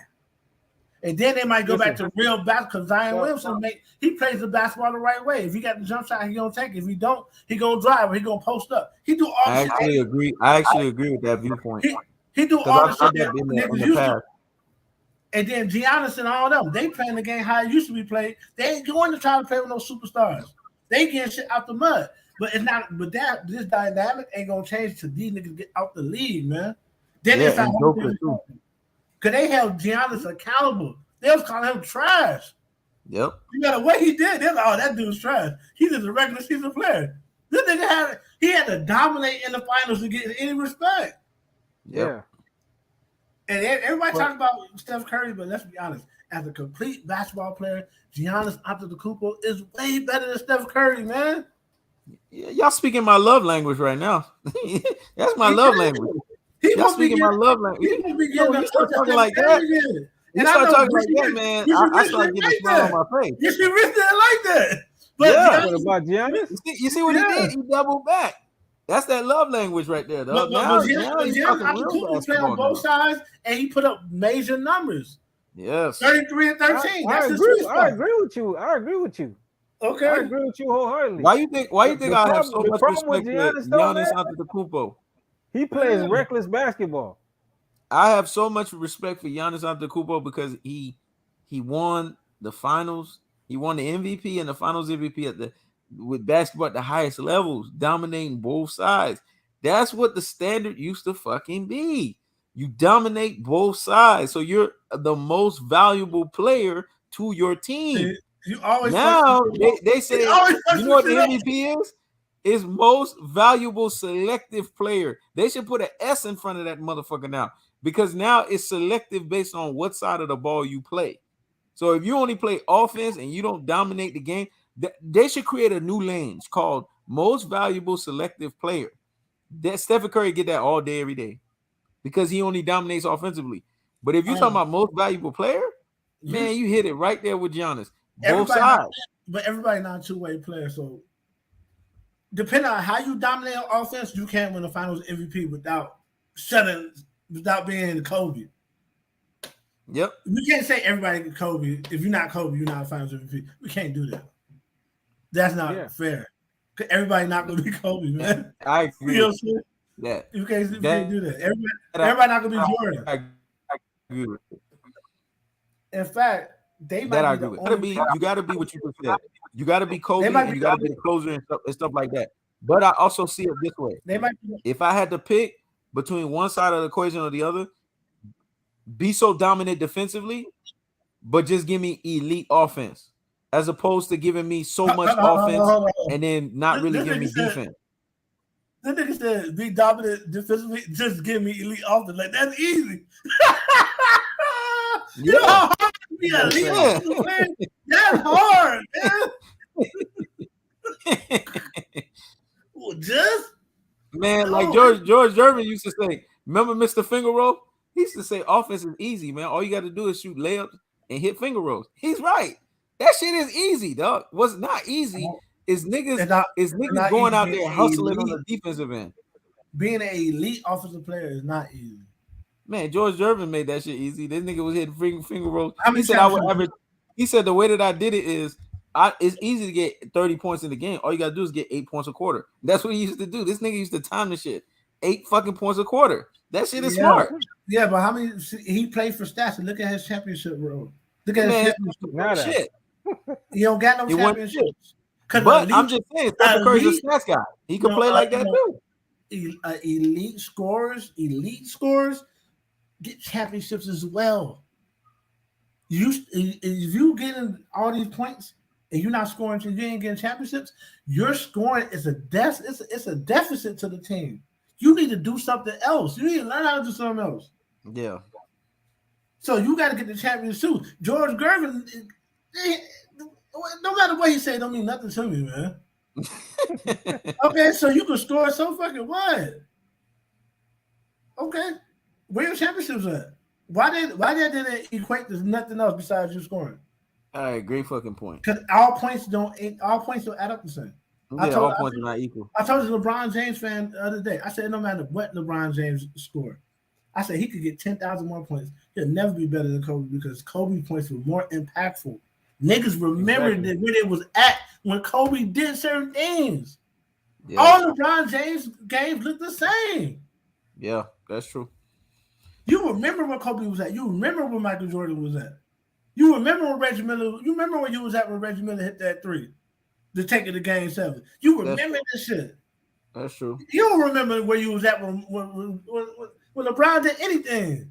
This shit don't matter. Because it's all the same thing. Tomahawk dunk. Layup. That's it. Drive, kick to the three-point shooter. That's all you do. So any closing thoughts? Man, hell no, man. I'm done talking about this shit. What about you, Richie Rich? I mean, just to add more on to that point of like these, reporters, analysts, man, that's what they need to start doing. They need to change up, the topics they're talking about in basketball, because whatever they're on right now, it's not helping the game. It's just not. It's making the game worse. The ratings are worse, man. And LeBron is not helping these ratings out either. People are starting to not dislike this guy, especially with that whole ESPYs crap about him retiring. And him saying, "Lucky for us," that's not the case. I'm like, bro, ain't no one checking for you anymore.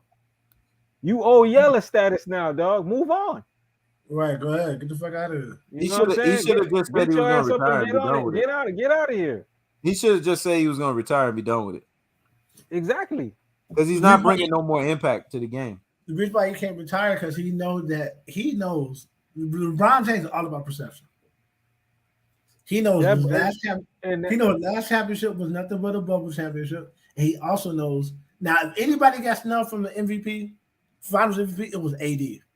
Yep. yeah, That's was snubbed. He was the best player on both sides of the court by far, and he was the best player on offense. Not slightly best. He was the best player on offense. Facts. And Lamar, I should never be putting these niggas' names in the same sentence. Yeah, never. LeBron was purposely going away from AD when he was wide open under the basket because he didn't want this nigga to get finals MVP. But I'm telling you, this nigga's a I can fucking tell you menace, something. man. He a menace. Listen, 80 will probably never admit it in front of LeBron. But if you get that boy into a room secretly by himself without Bro. Rich Paul and LeBron James, he gonna tell you straight up, I regret aligning myself with these guys. Straight up. It's gonna be a Because 30 these guys didn't help me further my career or my legacy. It's gonna be a Well 30 said, 30. man. Well fucking said, bro. I think y'all hit it on every point.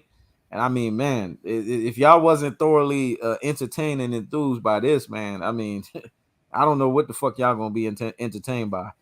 But it's been real. Y'all be easy. We're all tapped out, and it's made very clear that we all unanimously agree that LeBron James is the greatest role player. But I stand in singular fashion that Stephen Curry is the second greatest role player the NBA has ever seen. It's okay that I stand in that position, but I believe that as these basketball lives keep going on, Ross and Richie Rich gonna start saying more and more that is the case, because I'm seeing hope. When Ross brought up the Giannis Antetokounmpo, I said, "Oh, there's hope. Keep hope alive." There was hope when he brought that shit up. That right there made me so happy when he said that shit. I'm always gonna stand on the truth, man. That was the truth. It's been real. Y'all be easy. Tune in tomorrow. Definitely going live.